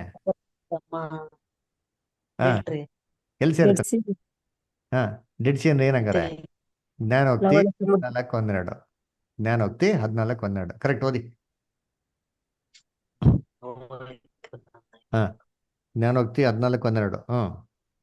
ಮನುಷ್ಯ ದೃಷ್ಟಿಗೆ ಸರಳವಾಗಿ ತೋರುವ ಒಂದು ದಾರಿಯುಂಟು, ಅದು ಕಟ್ಟ ಕಡೆಗೆ ಮರಣ ಮಾರ್ಗವೇ. ನೋಡ್ರ, ಕಟ್ಟ ಕಡೆ ಏನ್ರಿ ಮರಣ ಮಾರ್ಗವೇ. ಮನುಷ್ಯಗ್ ನೋಡಕ್ ಚೆನ್ನಾಗೈತೆ ಮಾರ್ಗ, ಏನ್ ಮಾಡಕ್ಕಾಗಲ್ಲ. This no other option. ಇಕ್ಕಟ್ಟರ ಮಾರ್ಗ ಬರ್ತಾನ, ವಿಶಾಲವಾದ ಮಾರ್ಗಲೇ ಹೋಯ್ತೀನಿ ಅಂತ ಹೇಳ್ತಾನೆ. ಅದ್ರ ಕಟ್ಟ ಕಡೆ ಮರಣ ಮಾರ್ಗವೇ. ಎಲ್ಗಪ್ಪ ಹೋಗ್ತಾರೆ ಅಂದ್ರೆ ಲವಣ ಸಮುದ್ರ, ಡೆಡ್ ಸಿ. ಏನ್ ಸ್ಪೆಷಾಲಿಟಿ ನೋಡಿದ್ರಿ, ನೀರ್ ಎಷ್ಟು ಬಂದ್ರೆ ಏನಾಗಲ್ಲ, ತುಂಬಲ್ಲ. ಅಲ್ಲಿಂದ ನೀರು ಮುಂದೆ ಕರೆಯೋಕೆ ಜಾಗನೂ ಇಲ್ಲ. ಇದುವರೆಗೂ ಡೆಡ್ ಸಿ ಬಂದ್ಬಿಟ್ಟು ನಾನು ತುಂಬಿಟ್ಟಿದ್ದೀನಿ ಅಂತ ಹೇಳಿದ್ದು ಮಾತೇ ಇಲ್ಲ. ಏನೇ ಮೀನ್ ಬಂದ್ರು ಆ ಮೀನ್ ಏನಾಗ್ತಾರೆ, ಸತ್ತೋಗ್ತಾರೆ. ಯಾವುದು ಜೀವಂತವಾಗಿರೋ ವಸ್ತು ಲವಣ ಸಮುದ್ರದಲ್ಲಿ ಬಂದು ಜೀವಂತವಾಗಿರಕ್ಕೆ ಸಾಧ್ಯ ಇಲ್ಲ, ಸತ್ತೋಗ್ಬಿಡ್ತಾರೆ. ಹಿಂಗಿದೇನರ್ಥವ ಅದರ? ಏಸು ಕ್ರಿಸ್ತ ಏನ್ತಂದ್ರ? ಲವಣ ಸಮುದ್ರ ಏನ್ರಿ ಅರ್ಥ? ಮರಣ. ಮನುಷ್ಯ ಸಮುದ್ರ. ಏಸು ಕ್ರಿಸ್ತ ಹೇಳ್ತಾರೆ, ಬನ್ನಿ ನಿಮ್ಗೆ ಮೀನ್ ಹಿಡಿಯೋ ತರ ಮಾಡ್ತೀನಿ, ಕರೆಕ್ಟಾ, ನಿಮ್ಗೆ ಬೆಸ್ತರಾಗಿ ಮಾಡ್ತೀನಿ, ಮನುಷ್ಯ ಅಂತ ಮೀನ್ ಹಿಡಿಯೋ ತರ ಮಾಡ್ತೀನಿ ಅಂತ ಹೇಳ್ತಾರೆ. ಮೀನುಗಳೇನ್ರಿ ಮನುಷ್ಯ ಇವತ್ತ ಲವಣ ಸಮುದ್ರಕ್ಕೆ ಹೋದ್ರೆ, ಸಮಾಧಿಗೆ ಹೋದ್ರೆ ಬದುಕಿತ್ತನ? ಇಲ್ಲ ರೀ, ಸತ್ತೇ ಹೋದ, ಅಷ್ಟೇ ಮುಗೀತು. ಅದರ ಅವ್ನು ಸತ್ತೋಗ್ಬಿಟ್ಟ, ಅವ್ನ ಆತ್ಮ ಇಲ್ಲೋಯ್ತು ಅಲ್ಲೋಯ್ತು, ಅದರ ಇವ್ರು ಎದೆಲ್ಲಿ ಹೋದ್ರು, ಅವರು ಇದಕ್ಕೆ ಹೋದ್ರು, ನರಕಕ್ಕೆ ಹೋದ್ರು, ಪರ್ಲೋಕಕ್ಕೆ ಹೋದ್ರು, ಅಲ್ಲಿಂದ ಅಲ್ಲಿ ಅಂತ ಹೇಳ್ತಾರೆ. ಎಲ್ಲ ಕತೆಗಳೇ ಅದು ಇಲ್ಲ ರೀ ಬೈಬಲ್, ಎಲ್ಲ ಕಟ್ಟೆ ಕತೆಗಳು. ಅದಕ್ಕೆ that is the end point. ಅಲ್ಲಿಂದ ಮುಂದಕ್ಕೆ ನೀರು ಹೋಗಲ್ಲ. ಹೋಯ್ತಾರ ನೀರು ಹೋಗಲ್ಲ. ಅದೇ ಲಾಸ್ಟು. ಅದರ ಕರ್ತನಲ್ಲಿ ಪ್ರೀತಿ ಅಂತ ಸೋರಸಗಳು ನೋಡ್ಬೇಕಾದ್ರೆ ಅದೇ ಅಂತ್ಯ. ಅದರ ಆಮೇಲೆ ನೋಡಿ, ಈ ಸಮಾಧಿ ಹೆಂಗಿದೆ ಅಂತಂದ್ರೆ, ಅಯ್ಯೋ ಇವತ್ತು ತುಂಬಿಟ್ಟಿದ್ದೀನಪ್ಪ, ಹೌಸ್ಫುಲ್, ದಯವಿಟ್ಟು ಇವತ್ತು ಆಗಲ್ಲ, ನಾಳೆ ಬನ್ರಿ ಅಂತ ಯಾವತ್ತು ಹೇಳಿದಿರಾ? ಇಲ್ಲ ರೀ. ಇವತ್ತು ಇಡೀ ಲೋಕ ಜನಗಳು ಸತ್ತೋಗ್ಲಿ, ಸಮಾಧಿ ಬೇಡ ಅನ್ನಲ್ಲ. ನಾಳೆ ಇಡೀ ಲೋಕ ಜನಗಳು ಸತ್ತೋಗ್ಲಿ, ಸಮಾಧಿ ಬೇಡ ಅಂತನಲ್ಲ. ಏನ್ರಿ, ಸಮಾಧಿ ಎಷ್ಟು ಜನಗಳು ಬೇಕಾದ್ರೆ ಬರ್ರಿ ಅಂತ ಹೇಳ್ತಾರೆ ಅಲ್ವರ. ಅದಕ್ಕೆ ಬೈಬಲ್ ಹೇಳೋದು, ತೃಪ್ತಿ ಆಗ್ದಿರಂತ 4 ವಿಚಾರಗಳಿದೆ ಅಂತ ಹೇಳ್ತಾರೆ. ಅದ್ರಲ್ಲಿ ಒಂದು ಯಾವ್ದು ಗೊತ್ತಾ? ಸಮಾಧಿ ರೀ. ನೋಡಿ ಓದೋಣ. ಜ್ಞಾನೋಕ್ತಿ 30ನೇ ಅಧ್ಯಾಯ 15 ಮತ್ತು 16. ಜ್ಞಾನೋಕ್ತಿ 30ನೇ ಅಧ್ಯಾಯ 15 ಮತ್ತು 16. ಹುಡುಕು ಅನ್ನುವ 2 ಹೆಣ್ಣು ಮಕ್ಕಳು ಜಿಗಣಿಗೆ ಉಂಟು, ತೃಪ್ತಿ ಪಡೆದವುಗಳು 3, ಹೌದು ಸಾಕೆಂದು 4 ಉಂಟು.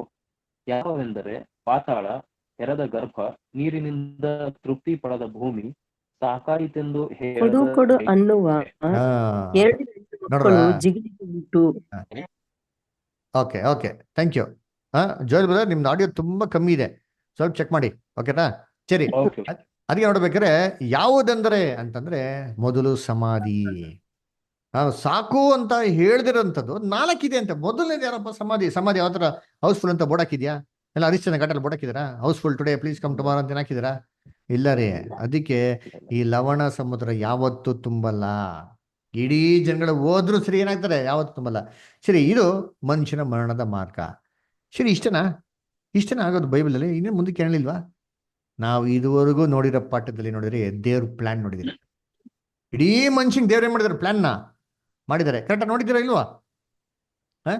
ಸತ್ತವರೆಲ್ಲ ಏನಾಗ್ತದೆ ಅಂತ ನೋಡಿದ್ರಿ ಬೈಬಲಲ್ಲಿ? ಹೇಳ್ರಿ, ಸತ್ತವರೆಲ್ಲ ಏನಾಗ್ತದೆ ಮುಂದಕ್ಕೆ ಅಂತ ನೋಡಿದ್ರಿ ಬೈಬಲಲ್ಲಿ?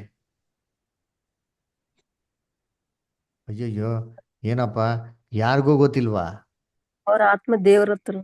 ಅವ್ರ ಆತ್ಮ ದೇವ್ರ ಹತ್ರಕ್ಕೆ ಹೋಯ್ತದ? ಹೇಳ್ರಿ, ಸತ್ತವರೆಲ್ಲ ಏನಾಗ್ತಾರೆ? ಕ್ರಿಸ್ತನ 2ನೇ ಬರುವಿಕೆಯಲ್ಲಿ ಸತ್ತವರೆಲ್ಲ ಏನಾಗ್ತಾರೆ? ಎದ್ದು ಬರ್ತಾರೆ ಸರ್. ಮತ್ತೆ ಆತ್ಮ ಪರಲೋಕದ ನರಕಕ್ಕೆ ಹೋದ್ರೆ ಹೆಂಗ್ ಎದ್ದು ಬರ್ತಾರ? ಪರಲೋಕದ ಎದ್ದು ಬರ್ತಾರ? ಇಲ್ಲ ಎಲ್ಲ ಸರ್, ಸಮಾಧಿಯಲ್ಲೇ ಮಲ್ಗವ್ರ. ಪ್ರಶ್ನೆ ಅರ್ಥ ಆಗ್ಲಿಲ್ಲ ಸರ್. ಎಲ್ಲಾರು ಸಮಾಧಿಯಲ್ಲೇ ಮಲ್ಗವ್ರ, ಎದ್ದು ಬರ್ತಾರೆ. ಸರ್. ಕರೆಕ್ಟಾ? ಎದ್ದು ಬರ್ತಾರೆ ತಾನೆ? ಹಾ ಹಾಗಾದ್ರೆ ಸರ್. ಇದನ್ನ ಎಲ್ಲಿ ನೋಡ್ಸಿದ್ದಾರೆ? ಇರ್ಬೇಕು ತಾನೆ? ಲವಣ ಸಮುದ್ರ ಇಷ್ಟೆಲ್ಲ ನೋಡ್ಸಿರ್ಬೇಕಾದ್ರೆ ಅದು ಯಾಕೆ ನೋಡ್ಸಿಲ್ಲ? ನೋಡ್ಸವ್ರೆ. ಎಲ್ಲಿ ನೋಡ್ಸವ್ರೆ ಅಲ್ವರ? ಇದು ಏನ್ರಿ, ಎಷ್ಟೋ ಜನಕ್ಕೆ ಗೊತ್ತೇ ಇಲ್ಲ. ಎಲ್ಲೈತೆ ಬೈಬಲ್ನಲ್ಲಿ? ಬೈಬಲಲ್ಲಿ ಇದೆ ರೀ. ಏನ್ ಹೇಳ್ತಾರೆ ಅಂದ್ರೆ, ಈ ಲವಣ ಸಮುದ್ರದ ನೀರು ಯಾವ ತರ ಉಪ್ಪಿಂದ ಬೆರ್ತಿ ಫುಲ್ ಕಹಿ ಆಗಿದೆಯೋ, ಈ ಲವಣ ಸಮುದ್ರದ ನೀರನ್ನ ದೇವರು ಸಿಹಿ ಪಡಿಸ್ತಾರೆ ಅಂತ ಸತ್ಯವೇದದಲ್ಲಿ ಹೇಳ್ತಾರೆ. ಎಲ್ಲಪ್ಪ ಕೊಟ್ಟವ್ರೆ? ನೋಡಿ ಓದೋಣ ಅಂತೀನಿ. ಎಲ್ಲಿ? ಎಜೇಕಿಯಲ್ 47ನೇ ಅಧ್ಯಾಯ 8ನೇ ವಾಕ್ಯ ಯಾವ್ದು? ಎಜೇಕಿಯಲ್ 47:8.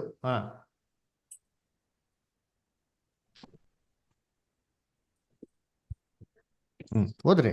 ಆಗ ಅವನು ನನಗೆ ಹೇಳಿದನು, ಹ್ಮ್ ಈ ಪ್ರವಾಹವು ಪೂರ್ವ ಪ್ರಾಂತ್ಯಕ್ಕೆ ಹೊರಟು ಅರಾಬಾ ಎಂಬ ತಗ್ಗಿಗೆ ಇಳಿದು ಲವಣ ಸಮುದ್ರದ ಕಡೆಗೆ ಹರಿಯುವುದು. ಹ್ಮ್ ದೇವಸ್ಥಾನದಿಂದ ಹೊರಟ ಪ್ರವಾಹವು ಲವಣ ಸಮುದ್ರಕ್ಕೆ ಸೇರಲು ಅದರ ನೀರು ಸಿಹಿಯಾಗುವುದು. ನೋಡ್ರ, ಆ ಒಂದು ಆಲಯದಿಂದ ಒಂದು ನೀರು ಬರ್ತಾರಂತೆ ನೋಡಿರ್ತೀರಿ, ಪ್ರವಾಹದಂತೆ ಬರ್ತಂತಾರೆ. ಅದು ಬಂದ್ಬಿಟ್ಟು ಯಾವಾಗ ಲವಣ ಸಮುದ್ರಕ್ಕೆ ಸೇರ್ತಾರೋ ನೀರೆಲ್ಲ ಏನಾಗ್ಬಿಡ್ತಂತೆ? ಸಿಹಿಯ. ಈ ನೋಡ್ರ, ಲವಣ ಸಮುದ್ರ ಇಂಗ್ಲಿಷ್ ಹೇಳಿದ್ರೆ ಡೆಡ್ ಸಿ ಅಂತಾನೆ ಬರ್ತಾರೆ. ಅದಕ್ಕೆ ಇಂಗ್ಲಿಷ್ ಅಲ್ಲಿ ಹಾಕಿ ನಿಮ್ಗೆ. ಲವಣ ಸಮುದ್ರದ ಕಡೆಗೆ ಹಾ ನೋಡ್ರ, ಲವಣ ಸಮುದ್ರ ಟಚ್ ಆಗಿದ ತಕ್ಷಣ ಏನಾಗ್ತದೆ? ನೀರು ಸಿಹಿ ಆಗ್ಬಿಡ್ತಾರಂತೆ. ಇದೇನಪ್ಪ ಇದು ನೀರು? ಇದೆಲ್ಲಿಂದ ಐತೆ ಅಂದ್ರೆ, ಎಜೇಕಿಯಲ್ ಅಲ್ಲಿ ದೇವರ ಆಲಯದ ಒಂದು ದರ್ಶನ ಏನ್ ಮಾಡ್ತಾರೆ ಅಲ್ಲಿ? ಎಜೇಕಿಯಲ್ಗೆ ನೋಡಿಸ್ತಾರೆ ಅಲ್ರ. 47:1 ಓದಿ ನೋಡೋಣ. 47:1. ಆಮೇಲೆ ಅವನು ನನ್ನನ್ನು ದೇವಸ್ಥಾನದ ಬಾಗಿಲಿಗೆ ಪುನಃ ಕರೆತಂದನು. ಆಹಾ, ದೇವಸ್ಥಾನದ ಹೊಸ್ತಲ ಕೆಳಗಿನಿಂದ ನೀರು ಹೊರಟು ಮೂಡಲಿಗೆ ಹರಿಯುತ್ತಿತ್ತು. ದೇವಸ್ಥಾನದ ಪೂರ್ವಾಭಿಮುಖವಷ್ಟೇ. ದೇವರ ಸ್ಥಾನದಿಂದ ನೀರು ಬಂತಂತೆ, ಗರ್ಭಗುಡಿಯಿಂದ ನೀರು ಬಂತಂತೆ ಅಲ್ವರ. ನೋಡ್ರಿ, ನೀರು ಹರಿತಾ ಬಂತಂತೆ. ಈ ನೀರೇ ಹೋಗ್ಬಿಟ್ಟು ಲವಣ ಸಮುದ್ರಕ್ಕೆ ಏನಾಗೋದು? ಟಚ್ ಆಗೋದು ಅಲ್ವರ. ಸರಿ, ಇದೇನಿದು? ದೇವರ ಆಲಯ ಅದರ ಇದು ನೋಡೋಣ ಅಂತ ನೋಡ್ರಿ. ಇದು ಇದು ಪರಲೋಕ. ಎಜೆಕಿಯಲ್ ಹಂಗೆ ನೋಡ್ತಾ ಬರ್ತದೆ ಅಷ್ಟ ಏನಾಗ್ತದೆ, ನೀರು ಹರಿತಾ ಬರ್ತದ್ರಿ. ಮೊದಲು ನೀರು ಒಂದ್ ಲೆವೆಲ್ಗೆ ಬರ್ತದ್ರಿ, ಆಮೇಲೆ ನೀರು ಹಂಗೆ ಇನ್ಕ್ರೀಸ್ ಆಗ್ತಾ ಹೋಗ್ತಾರೆ ಅಂತೀನಿ. ಫಸ್ಟು ಎಲ್ಲಿಗಪ್ಪ ಬಂತು ಅಂತಂದ್ರೆ ಏನ್ರಿ, ಅಲ್ಲಿ ಅಳತೆ ಮಾಡಿದ್ರೆ ಏನ್ರಿ ತನ್ನ ಹೆಜ್ಜೆಗಳು ಮುಳುಗುವಷ್ಟು ಬಂತಂತೆ. 47:3. ಎಜಿಕೆಲ್ 47:3. ಆ ಪುರುಷನು ಕೈಯಲ್ಲಿ ಹುರಿಯನ್ನು ಹಿಡಿದುಕೊಂಡು ಮೂಡಲಿಗೆ ಮುಂದರಿದು 1000 ಮೊಳ ಅಳೆದು ನನ್ನನ್ನು ನೀರಿನ ಆಚೆಗೆ ದಾಟಿಸಿದನು. ಅಲ್ಲಿ ನೀರು ಹೆಜ್ಜೆಯುತ್ತಿತ್ತು. ಅವನು ಪುನಃ 1000 ಮೊಳ ಅಳೆದು ನನ್ನನ್ನು ನೀರಿನ ಆಚೆಗೆ ದಾಟಿಸುವಾಗ ಆ ನೀರು ಮೊಣಕಾಲಿನವರೆಗೆ ಇತ್ತು. ಹಾ, ಅವನು ಪುನಃ ಫಸ್ಟ್ ನೋಡ್ರಿ ಹೆಂಗಿತ್ತು ಅಂತಂದ್ರೆ ಹೆಜ್ಜೆ ಮುಟ್ಟುವಷ್ಟು ಇತ್ತು ಅಂತ ಹೇಳ್ತಾರೆ. ನೆಕ್ಸ್ಟ್ ಹಂಗೆ ಇನ್ನ 100 ಏನ್ರಿ ಮೊಳನ ಅಳತೆ ಮಾಡಿದ್ರೆ ಮೊಣಕಾಲ್ವರೆಗೂ ಇತ್ತಂತೆ ರೀ ಅಲ್ದ್ರ. ಆಮೇಲೆ ನೆಕ್ಸ್ಟ್ ಬೋದಾರ ಹಂಗೆ ಕಂಟಿನ್ಯೂ ಮಾಡಿ. ಅವನು ಪುನಃ 1000 ಮೊಳ ಅಳೆದು ನನ್ನನ್ನು ನೀರಿನ ಆಚೆಗೆ ದಾಟಿಸುವಾಗ ನೀರು ಸೊಂಟದವರೆಗೆ ಇತ್ತು. ಹಾ, ಇವಾಗ ಏನ್ ಬಂತು, ನೀರು ಸೊಂಟದವರೆಗೆ ಬಂತಂತೆ ಅಲ್ದ್ರ. ನೆಕ್ಸ್ಟ್ ಆಮೇಲೆ ಅವನು ಮತ್ತೆ 1000 ಮೊಳ ಅಳೆದನು. ಅದು ನನ್ನಿಂದ ದಾಟಲಾಗದ ತೊರೆಯಾಗಿತ್ತು. ನೋಡ್ರ, ನೀರು ಕಂಪ್ಲೀಟ್ ಆಗಿ ಮುಳುಗೋಗ್ಬಿಟ್ಟಂತೆ. ಆ ತರ ದಾಟಲಾಗದ ತೊರೆಯಾಗಿತ್ತು ಅಂತ ಹೇಳ್ತಾರೆ. ಹಂಗೆ ಏನಪ್ಪಾ 1000 ಅಂದ್ರೆ 1000 ವರ್ಷದಲ್ಲಿ ಈ ಸತ್ಯ ದೇವ್ರು ಇಡೀ ಲೋಕ ಜನಗಳಿಗೆ ಕೊಡ್ಬೇಕಾದ್ರೆ ಏನ್ರಿ, ಆಲಯದಿಂದ ದೇವರ ಆಲಯವಾಗಿರೋ ಸಭೆಯಿಂದ ಸತ್ಯ ಕೊಡ್ಬೇಕಾದ್ರೆ ಇದು ನಿಧಾನವಾಗಿ ಸಭೆಗೆ ಏನಾಗ್ತಾರೆ ಮುಖಾಂತರ ಲೋಕಕ್ಕೆ ಸತ್ಯ ಏನಾಗೋದು ಹೋಗೋದು.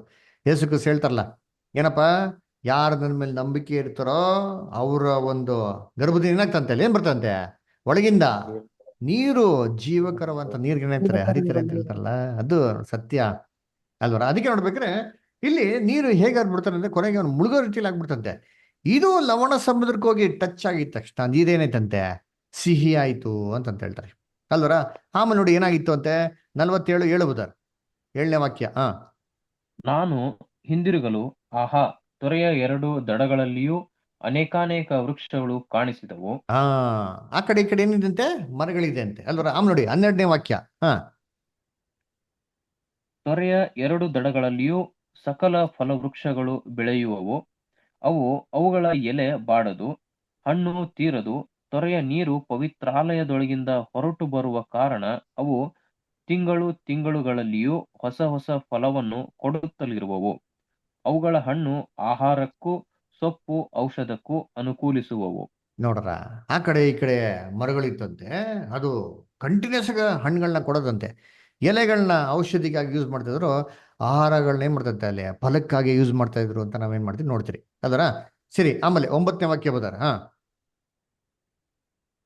ಈ ತೊರೆಯು ಎಲ್ಲೆಲ್ಲಿ ಹರಿಯುತ್ತದೋ ಅಲ್ಲಲ್ಲಿ ಗುಂಪು ಗುಂಪಾಗಿ ಚಲಿಸುವ ಸಕಲ ವಿಧ ಜಲಜಂತುಗಳು ಬದುಕಿ ಬಾಳುವವು. ಮೀನುಗಳು ತಂಡೋಪತಂಡವಾಗಿ ಇರುವವು. ಈ ನೀರು ಸಮುದ್ರಕ್ಕೆ ಬೀಳಲು ಆ ನೀರು ಸಿಹಿಯಾಗುವುದು. ಈ ತೊರೆಯು ಎಲ್ಲೆಲ್ಲಿ ಹರಿದರೂ ಅಲ್ಲಲ್ಲಿ ಜೀವ ಉಂಟಾಗುವುದು. ನೋಡ್ರ, ಸತ್ತೋಗಿರೋ ಮೇಲೆ ಎದ್ದು ಬಂದ್ಬಿಡ್ತಂತೆ ನೋಡ್ರಿ, ಜೀವ ತಗೊಂಡ್ಬಿಡ್ತಂತೆ ಅಲ್ವರ. ಎಜಿಕಲ್ ಎಷ್ಟು ಕ್ಲೀನ್ ಆಗಿ ಹೇಳ್ತಾ ನೋಡ್ತೀನಿ, ನೀರು ಸಿಹಿ ಆಯ್ತು. ಆಮೇಲೆ ಸಾಲ್ದಿದ್ಕೆ ಇಲ್ಲಿ ಬೆಸ್ತರು ಬೇರೆ ಅಂತೆ, ಮೀನ್ ಹಿಡಿಯೋರು ಅದರ. ನೋಡಿ 10ನೇ ವಾಕ್ಯ. ಆಗ ಆ ಸಮುದ್ರದ ತೀರದಲ್ಲಿ ಬೆಸ್ತರು ನಿಂತಿರುವರು. ಏನ್ ಗೇದಿಯಿಂದ ಏನ್ ಎಗ್ಲೈಮಿನವರೆಗೆ ದಡವೆಲ್ಲ ಬಲೆ ಹಾಸುವ ಸ್ಥಳವಾಗುವುದು. ಬಗೆ ಬಗೆಯ ಮೀನುಗಳು ಮಹಾಸಾಗರದ ಮೀನುಗಳಂತೆ ಅವರಿಗೆ ರಾಶಿ ರಾಶಿಯಾಗಿ ಸಿಕ್ಕುವವು. ನೋಡ್ರ, ಇದೇನಪ್ಪಾ ಅಂತಂದ್ರೆ ಕರ್ತನಲ್ಲಿ ಪ್ರೀತಿ ಅನ್ಸೊಳ್ಳೆ ಇದೇ ತರ ನದಿ ಬಗ್ಗೆ ನಾವ್ ಎಲ್ಲೋದಿದ್ರಿ. ಪ್ರಕಟಣೆ 22ನೇ ಇದೆಯಾ, ಜ್ಞಾಪನ ಇದೆಯಾ? ಏನಿದೆ, ಜೀವಕರವಾದಂತ ಒಂದು ಜಲ ಹರಿತಾ ಬಂತು ಅಲ್ವರ. ನೋಡಿ ಓದನ ಕಂಪೇರ್ ಮಾಡ್ಕೊಳ್ಳಿಲ್ಲ.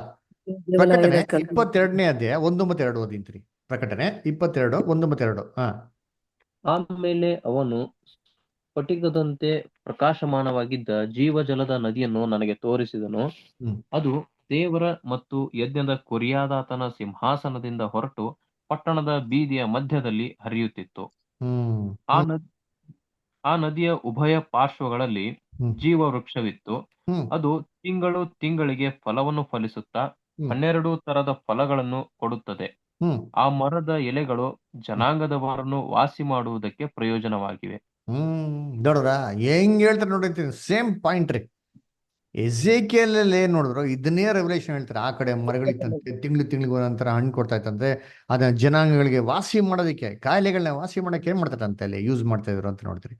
ಅದಕ್ಕೆ ಕರ್ತನಲ್ಲಿ ಪ್ರೀತಿಸುಗಳೇ, ಎರಡು ಪ್ಯಾರಲಲ್ ನೋಡಿ. ಆಕ್ಚುಲಿ ರೆವಲ್ಯೂಷನ್ ನ್ಯೂ ಟೆಸ್ಟಿಮೆಂಟ್ಗೆ, ಓಲ್ಡ್ ಟೆಸ್ಟಿಮೆಂಟ್ಗೆ ರೆವಲ್ಯೂಷನ್ ಯಾವ್ದಪ್ಪ ಅಂದ್ರೆ ದ ಬುಕ್ ಆಫ್ ಎಸೇಕಿಯಲ್. ಎರಡೂ ಏನ್ರಿ ಪ್ಯಾರಲಲ್ ಚಾಪ್ಟರ್. ಪ್ರಕಟಣೆ 22ನೇ ಅಧ್ಯಾಯ ಮತ್ತೆ ಎಸೇಕಿಯಲ್ 47ನೇ ಅಧ್ಯಾಯ ಎರಡೂ ಪ್ಯಾರಲಲ್ಲು. ಎಸೇಕಿಯಲಲ್ಲಿ ಏನ್ ನೋಡ್ತೀರಿ, ಇಲ್ಲಿ ಬಂದ್ಬಿಟ್ಟು ಏನ್ರಿ ದೇವರ ಆಲಯದಿಂದ ನೀರು ಬಂತು ಅಂತ ನೋಡ್ತೀರಿ. ಪ್ರಕಟಣೆ ಪುಸ್ತಕದಲ್ಲಿ ದೇವರ ಸಿಂಹಾಸನದಿಂದ ಬಂತು ಅಂತ ನೋಡ್ತೀರಿ. ಆಕ್ಚುಲಿ ದೇವರ ಸಿಂಹಾಸನ ಎಲ್ಲಪ್ಪ ಇತ್ತು ಅಂದ್ರೆ ದೇವರ ಆಲಯದಲ್ಲಿತ್ತು. ದೇವರ ರಾಜ್ಯಾಧಿಕಾರ ಕ್ರಿಸ್ತನ 2ನೇ ಬರುವಿಕೆಯಲ್ಲಿ ಯಾರಿಗಪ್ಪ ಕೊಡ್ತಾರೆ ಅಂದ್ರೆ ಸಭೆಗೆ ಕೊಡ್ತಾರೆ ಅಂತ ನಾವು ನೋಡ್ತಿರಲ್ಲ ಅಲ್ವರ. ಏನ್ರಿ ಮನುಷ್ಯ ಕುಮಾರನಿಗೆ ಒಬ್ಬ ಆತನಿಗೆ ಮತ್ತೆ ಆತನ ಸಂತರುಗಳಿಗೆ ರಾಜ್ಯವು ಕೊಡಲ್ಪಟ್ಟಿತ್ತು. ದಾನಿಯೇಲ 7ನೇ ಅಧ್ಯಾಯ. ಇವರು ದೇವರ ಆಲಯ ಅಲ್ವರ. ಅವರಿಂದನೇ ರಾಜ್ಯ ಆಡಳಿತ ಏನ್ ಮಾಡ್ತಾರೆ ಶುರು ಆಗೋದು. ಯಾವಾಗ ಆಡಳಿತ ನಡೆಸ್ತಾರೋ ಸತ್ಯ ಏನ್ ಮಾಡ್ತಾರೆ ಅಲ್ಲಿ ಏನಾಗ್ತದೆ, ಅಲ್ಲಿ ಸಭೆಯಿಂದ ಸತ್ಯ ಏನಾಗ್ತದೆ ಹೊಡ್ತಾರೆ ನೋಡಿರ್ತೀನಿ ಅಲ್ವರ. ಅದು ನೀರು ಹೆಂಗಿತ್ತು, ಸ್ಫಟಿಕ ತರ ಇತ್ತು ಅಂದ್ರೆ ಅಷ್ಟು ಕ್ಲಿಯರ್ ಆಗಿರ್ತದೆ ನೋಡಿ. ಇವಾಗ ಸತ್ಯ ಹೆಂಗಿದೆ ಇವಾಗ ನೋಡಿ. ಇವಾಗ ನಾನು ಕ್ಲಾಸ್ ಹೇಳ್ಕೊಡ್ತೀನಿ ಅಲ್ವರ, ಈ ಕ್ಲಾಸು ಎಷ್ಟು ಜನಕ್ಕೆ ಪ್ರಯೋಜನ ಆಗ್ತದೆ, ಎಷ್ಟು ಜನಕ್ಕೆ ಅರ್ಥ ಆಗ್ತಾ ಇದೆ, ಎಷ್ಟು ಜನ ಇದನ್ನ ಗ್ರಹಿಸ್ಕೊಂತಾರೆ, ಇದು ನಿಜವಾಗ್ಲೂ ಸತ್ಯ ಅಂತ ಎಷ್ಟು ಜನ ನಂಬ್ತಾರೆ ಅಲ್ವರ. ಖಂಡಿತವಾಗೂ ಎಲ್ಲರೂ ಇಲ್ಲ ರೀ ಅಲ್ವರ. ಇವಾಗ ನೀರು ಏನಾಗಿದೆ ಕಲ್ಮಶ ತರ ಎಲ್ಲ ಬೆರ್ತೋಗಿದೆ. ಕ್ರಿಸ್ತನ್ ರಾಜ್ಯದಲ್ಲಿ ಹೆಂಗಿರ್ತಾನೆ ಸ್ಫಟಿಕ ತರ. ಇವಾಗ ಇವೆಲ್ಲ ಏನ್ ಪಾಠ ಕೇಳ್ತಾ ಇದ್ದಾರೋ ಕ್ರಿಸ್ತನ್ ರಾಜ್ಯದಲ್ಲಿ ಇದೇ ಕೇಳಲೇಬೇಕ್ರಿ. ಯಾಕಂದ್ರೆ ಎಷ್ಟೋ ಒಂದು ತಪ್ಪಾದ ಉಪದೇಶಗಳಿಗೆ ಜನಗಳಿಗೆ ಏನಾಗ್ರೆ ಮುಳುಗೋಗೋರೆ. ಕ್ರೈಸ್ತವ್ರಿಗೆ ಗೊತ್ತಿಲ್ಲ, ಈ ಕ್ರೈಸ್ತವ್ರಿಗೆ ಫಸ್ಟ್ ದೇವ್ರು ತಿಳಿಸ್ಕೊಡ್ತಾರೆ ಅಲ್ವರ. ಎಲ್ಲರೂ ಏನೋ ಪರಲೋಕಕ್ಕೆ ಹೋಗಲ್ಲ, ಎಲ್ಲಾ ಕ್ರೈಸ್ತರು ಇಲ್ಲೇ ಎದ್ಬೋತಾರೆ, ಅದೆಲ್ಲ ಭ್ರಮೆ ಅಲ್ವರ. ಕ್ರಿಸ್ತನ ಹೆಜ್ಜೆ ಜಾಡಿ ನಡಿಬೇಕು ಅಂದ್ರೆ ವಾಕ್ಯದ ಪ್ರಕಾರ ನಡೆದ್ರೆ ಇದ್ರೆ ಏನೇ ಕಾರಣಕ್ಕೂ ಕ್ರಿಸ್ತನ ಶಿಷ್ಯನಾಗೋದಕ್ಕೆ ಸಾಧ್ಯನೇ ಇಲ್ಲ ಅಲ್ವರ. ಅದಕ್ಕೆ ನೋಡ್ಬೇಕಾರೆ ಹೇಳ್ತಾರೆ, ಯೇಸು ಕ್ರಿಸ್ತ ಹೇಳ್ತಾರೆ ಯೋಹಾನ 8:31-32 ನೀವು ವಾಕ್ಯದಲ್ಲಿ ನೆಲೆಗೊಂಡವರಾಗಿದ್ರೆ ನಿಜವಾಗ್ಲೂ ನನ್ನ ಶಿಷ್ಯನಾಗಿರ್ತೀರ. ನನ್ನ ಶಿಷ್ಯನಾಗಿರೋ ತನ್ನನ್ನು ತಾನೇ ನಿರಾಕರಿಸ್ಬೇಕು. ಏನ್ ತಾನೇ ನಿರಾಕರಿಸ್ಬೇಕು ನಮ್ಗಿರತ್ತೆ ಆಸೆ ಆಕಾಂಕ್ಷೆ ಮೈಂಡಲ್ಲಿ ಎಷ್ಟೆಷ್ಟೋ ಇರಿದ್ರೆ ಇದನ್ನ ಏನ್ ಮಾಡ್ಬೇಕು ನಾವು ಫಸ್ಟ್ ಬಿಟ್ಬಿಡ್ಬೇಕು. ನೋಡಿ ಒಂದು ಎಕ್ಸಾಂಪಲ್ ಹೇಳ್ತೀನಿ ಕೇಳ್ರಿ. ಏನ್ ನಮ್ಮ ಮೈಂಡ್ ಹೆಂಗಿದೆ ಅಂತ ಒಂದು ಎಕ್ಸಾಂಪಲ್ ಹೇಳ್ತೀನಿ ಅಲ್ಲರ. ನೋಡಿ ಇವಾಗ ನಾನು ಒಂದು ಒಂದು ವಿಚಾರ ಹೇಳ್ತೀನಪ್ಪ, ಅದನ್ನ ನೀವು ಥಿಂಕ್ ಮಾಡಬಾರ್ದು ಅಂತ ನಿಮ್ಗೆ ಹೇಳ್ತೀನಿ. ನೋಡ್ರಿ ನಾನು ಏನು ಹೇಳಕ್ ಹೋಗ್ತಾ ಇದ್ದೀನಿ ಇವಾಗ, ನಾನು ಹೇಳಂತ ವಿಚಾರನ ನಿಮ್ಮ ಮನಸ್ಸಲ್ಲಿ ಯೋಚನೆ ಮಾಡಬಾರ್ದು. ನಿಮ್ಮ ಮನಸ್ಸನ್ನ ಇವಾಗ ಕಂಟ್ರೋಲ್ ತನ್ನಿ. ಸರಿ, ಏನಂತ ಹೇಳ, ನೀವು ನೀಲಿ ಆನೆ ಬಗ್ಗೆ ಯೋಚನೆ ಮಾಡಬೇಡಿ. ಏನ್ರಿ ಬ್ಲೂ ಎಲಿಫೆಂಟ್ ಬಗ್ಗೆ ನೀವು ಥಿಂಕ್ ಮಾಡಬೇಡಿ. ಎಷ್ಟು ಜನಗೆ ಬ್ಲೂ ಎಲಿಫೆಂಟು ಮನಸ್ಸಲ್ಲಿ ಪಿಕ್ಚರ್ ಬಂತು ಹೇಳಿ, ಬಂತ ಇಲ್ವಾ? ಬಂತು ಸರ್. ಹಾ, ಅದು ಮನುಷ್ಯ ಇದು ಅಲ್ವರ. Elephant ನಾವು blue. ಯಾವ್ದನ್ನ ಏನ್ರಿ ಮಾಡ್ಬೇಡ ಅಂತಂತಿರೋ ಅದನ್ನೇ ಮಾಡೋದ್ ಮನುಷ್ಯನೇನ್ರಿ ಬ್ರೈನ್. ಸೇತಾನ್ ಏನ್ ಮಾಡೋಣ ಗೊತ್ತಾ, ಈ ಪ್ರಪಂಚ ದೇವ್ರು ಅಷ್ಟು ಕಣ್ಣು ಮಂಕ್ ಮಾಡ್ಬಿಟ್ಟಾನೆ. ಸಮುದ್ರ ಏನಾಗಿದೆ, ನೀರು ಜಲರಾಶಿ ಏನಾಗಿದೆ ಇವತ್ತು, ಸಮುದ್ರ ನೀರು ಏನಾಗಿದೆ ಇವತ್ತು, ಸತ್ಯ ಏನಾಗಿದೆ ಕಲ್ಮಶ ಆಗ್ಬಿಟ್ಟಿದ್ರೆ. ಅದಕ್ಕೆ ನೋಡ್ಬೇಕಾರೆ ಏನ್ರಿ ಇದು ಎಷ್ಟೇ ತಿಳಿಸ್ಕೊಟ್ರು ಕಷ್ಟ. ಅದಕ್ಕೆ ಎಸಿಕೆಲ್ 47 ರೆವಲ್ಯೂಷನ್ 22 ಎರಡು ಪ್ಯಾರಲಲ್ ಚಾಪ್ಟರ್. ಸರಿ, ಇವಾಗ ಪಾಯಿಂಟಿಗೆ ಬರೋಣ. ಏನಂತ ನೋಡ್ತೇನೆ, ಎರಡೂ ಆತ್ಮಿಕವಂತ ರೀತಿಯಲ್ಲಿ ಮಾತಾಡಿರೋಂಥ ಮಾತುಗಳು. ಪರಲೋಕದಲ್ಲಿ ನೀರು ಇರ್ತೈತೆ, ಈ ಕಡೆ ಆ ಮರಗಳೈತೆ, ಹೋಗ್ಬಿಟ್ಟು ಇಷ್ಟ ಬಂದಂಗೆ ಮ್ಯಾಂಗೋ ತಿಂತೀನಿ, ಆ್ಯಪಲ್ ತಿಂತೀನಿ ಅಂತಲ್ಲ ರೀ. ಎಲ್ಲ ಆತ್ಮಿಕ ರೀತಿಯಲ್ಲಿ ಹೇಳಿರೋಂಥದ್ದು ಅಲ್ವರ. ಏನಪ್ಪ ಅದು ಜಲ ಅಂತನೇನು, ಸತ್ಯ. ಯೇಸು ಕ್ರಿಸ್ತ ಹೇಳ್ತಾರ, ನನ್ನ ಯಾರು ನಂಬ್ತಾರೋ ಅವ್ರಗಳಿಂದ ಏನಾಗ್ತಂತೆ, ಜೀವ ಜಲಗಳು ಏನಾಗ್ತಂತೆ ಜಲ ಅಲ್ವರ. ನಿಮ್ಗೆಲ್ಲ ವಾಕ್ಯಗಳು ಗೊತ್ತು, ಯೋಹಾನ 4:14, ಯೋಹಾನ 7:38. ಆಮೇಲೆ ದೇವರ ಆಲಯ ಅಂದ್ರೆ ಏನ್ರಿ, ನೀವೇ ದೇವರ ಆಲಯ, ನೀವೇ ಸಭೆ ಅಲ್ವರ. ಇವಾಗ ನಾವು ಸತ್ಯ ಕಲಿತಾ ಇದ್ರಿ. ಈ ಸತ್ಯನ ಕಲ್ತಿದ್ಮೇಲೆ ಕ್ರಿಸ್ತನ್ ರಾಜ್ಯದಲ್ಲಿ ಇದೇ ಸತ್ಯನ ಇಡೀ ಲೋಕ ಜನಗಳಿಗೆ ಏನ್ ಮಾಡ್ತೀವಿ ನಾವು, ತಿಳಿಸ್ಕೊಡ್ತೀರಿ. ಕ್ರಿಸ್ತನ ಸಭೆ ಮುಖಾಂತರ ಸತ್ಯ ಹರಿತಾರೆ. ಹೇಗೆ ಹರಿತಾರೆ, ಒಂದು ಸ್ಥಿತಿ ಹರಿದ್ಬಿಡ್ತಾರ, ಸ್ಟೆಪ್ ಬೈ ಸ್ಟೆಪ್. ಫಸ್ಟ್ ಮೊಂಡ್ಕ ಏನ ಪಾದ, ನೆಕ್ಸ್ಟು ಮೊಣಕಾಲು, ನೆಕ್ಸ್ಟು ಸೊಂಟ, ನೆಕ್ಸ್ಟು ತಲೆ, ಕೊನೆಗೆ ಮುಳುಗೋ ರೀತಿಯಲ್ಲಿ ಕ್ರಿಸ್ತನ ರಾಜ್ಯದಲ್ಲಿ 1000 ವರ್ಷದಲ್ಲಿ ಎಲ್ಲಾರ್ಗು ಸತ್ಯ ಹೋಗ್ಬೇಕಾರೆ ಎಲ್ಲ ಒಂದೇ ಸತಿ ಹೋಗಲ್ಲ ರೀ. ನಿಧಾನವಾಗಿ ಹೋಗ್ತಾರೆ. ದೇವರು ಮೈಂಡ್ ಏನ್ ಮಾಡ್ತಾರೆ, ಜನಗಳ ಮೈಂಡ್ ನ ಚೇಂಜ್ ಮಾಡ್ತಾರೆ. ಹಬಾಕುಕ್ 2:14 ಓದಿ. ಹಬಾಕುಕ್ 2:14.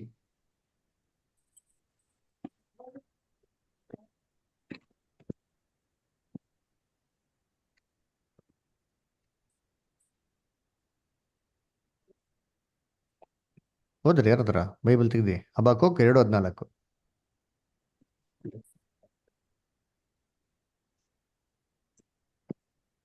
2:14 ಹೌದು ಸರ್. ಸಮುದ್ರದಲ್ಲಿ ನೀರು ಹೇಗೋ ಹಾಗೆಯೇ ಭೂಮಿಯಲ್ಲಿ ಯೆಹೋವನ ಮಹಿಮೆಯು ಜ್ಞಾನವು ತುಂಬಿಕೊಂಡಿರುವುದು. ಸಮುದ್ರದಲ್ಲಿ ಯಾವ ತರ ನೀರು ತುಂಬಿದೆ? ನೀರು ಇಳ್ದಿರೋ ಜಾಗ ಯಾವ್ದಾರ ಇದೆಯಾ? ಈ ತರ ಯೆಹೋವನ ಜ್ಞಾನ ಇಡೀ ಲೋಕದಲ್ಲಿ ಕ್ರಿಸ್ತನ ಎಡೆಮಡಿಕೆ ತುಂಬಿರ್ತಂತ ನೋಡ್ತೀನಿ. ದೇವ್ರ ಜ್ಞಾನನೇ ಇಲ್ದಿರಂತ ಜನಗಳು ಒಬ್ರು ಇಲ್ಲಲ್ಲಿ. ಸಂಪೂರ್ಣವಾಗಿ ಏನ್ ಮಾಡ್ತಾರೆ ಅಲ್ಲಿ? ಮುಳುಗೋಗಿರ್ತಾರೆ ಅಲ್ವರ. ಸತ್ಯ ಈ ಜನಗಳಿಗೆ, ಸತ್ತೋಗ್ತಾ ಇರೋಂಥ ಮನುಷ್ಯರಿಗೆ ಟಚ್ ಆಗಿದ ತಕ್ಷಣ ಏನಾಗ್ತಾರೆ? ಸತ್ತೋಗಿರೋ ಮೀನಲ್ಲಿ ಏನಾಗ್ತಾರೆ? ಜೀವಂತವಾಗಿ ಬರ್ತಾರೆ. ಸತ್ಯ ಹೋಗಿದ ತಕ್ಷಣ ಯಾವ ಮನುಷ್ಯರು ಎಲ್ಲ ಸತ್ತೋಗ್ತಾ ಇದ್ದಾರೋ ಎಲ್ಲ ಜೀವಂತವಾಗಿ ಬರ್ತಾರೆ ಅಲ್ವರ. ಯೇಸು ಕ್ರಿಸ್ತ ಏನಂತಂದ್ರು? ಆಶ್ಚರ್ಯ ಪಡಬೇಡಿರಿ. ಯೋಹಾನ 5:28-29 ಸಮಾಧಿಯಲ್ಲಿ ಮಲಗಿರೋರು ಎಲ್ಲರೂ ಆತನ ಧ್ವನಿ ಕೇಳಿ ಏನಂತೆ? ಎದ್ದು ಬರುವಂತ ಕಾಲ ಏನಾಗ್ತದೆ? ಬರ್ತದೆ. 1 ಕೊರಿಂಥ 15:21-22 ಹೇಳ್ತಾರೆ, ಆದಾಮ್ನಲ್ಲಿ ಎಲ್ಲರೂ ಸಾಯೋ ಪ್ರಕಾರ ಕ್ರಿಸ್ತನ ಹೇಳ್ತಾರೆ ಎಲ್ಲರೂ ಜೀವಿತರಾಗುವರು. ಎಲ್ಲರೂ ಆಗೇ ಆಗ್ತಾರೆ. ಬರ್ದಿಟ್ಕೊಳ್ಳೋ, ಇದು ಸತ್ಯ. ನಾವು ನಂಬ್ತಿರೋ ಬಿಡ್ತಿರೋ, ಮನುಷ್ಯ ಸತ್ತೋಗಿ ಮನೆ ಈ ಭೂಮಿಗೆ ವಾಪಸ್ ಬರಲೇಬೇಕು, ಬಂದೇ ಬರ್ತಾನೆ. ಅದರ ಇನ್ಕ್ಲೂಡಿಂಗ್ ಕ್ರೈಸ್ತವರು ಏನ್ರಿ ಇನ್ಕ್ಲೂಡಿಂಗ್ ಯಾರ್ಯಾರೆಲ್ಲ ಸತ್ಯ ಅಂತ ತಿಳಿದಿರಂತ ಕ್ರೈಸ್ತವರು ಎಲ್ಲಾರು ಏನ್ ಮಾಡ್ತಾರೆ ಬಿಡ್ತಾರೆ? ಯೇಸು ಕ್ರಿಸ್ತನ ಹಿಂಬಾಲಿಸೋರು ಮಾತ್ರ ಸ್ವಲ್ಪ ಜನಕ್ಕೆ ಮಾತ್ರ ಪರಲೋಕ ರಕ್ಷಣೆ, ಮಿಕ್ಕಿದ ಎಲ್ಲರಿಗೇನ್ರಿ ಭೂಲೋಕದ ರಕ್ಷಣೆನೆ. ದೇವ್ರು ಎಷ್ಟು ಕೃಪಾವಂತ ನೋಡಿರ್ತೀನಿ.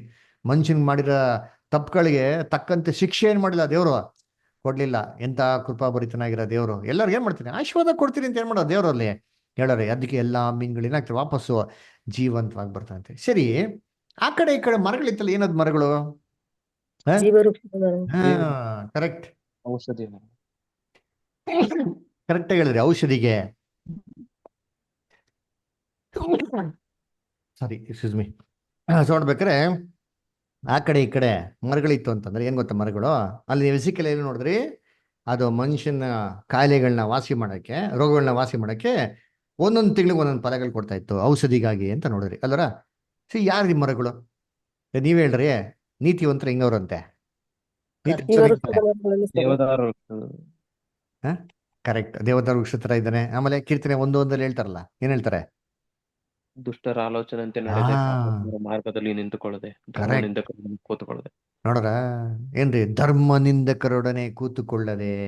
ಯೆಹೋವನ ಧರ್ಮಶಾಸ್ತ್ರದಲ್ಲಿ ಯೌವನ ಧರ್ಮಶಾಸ್ತ್ರ ಹಗಲಿರುಳು ಧ್ಯಾನಿಸುತ್ತಿರುವ ಓ, ನೀರಿನ ಭಾಗ್ಯ. ಕಾಲುವೆಗಳು ಬೆಳೆಯಲ್ದ ಬಳದ ಮರದ ಹಾಗೆ.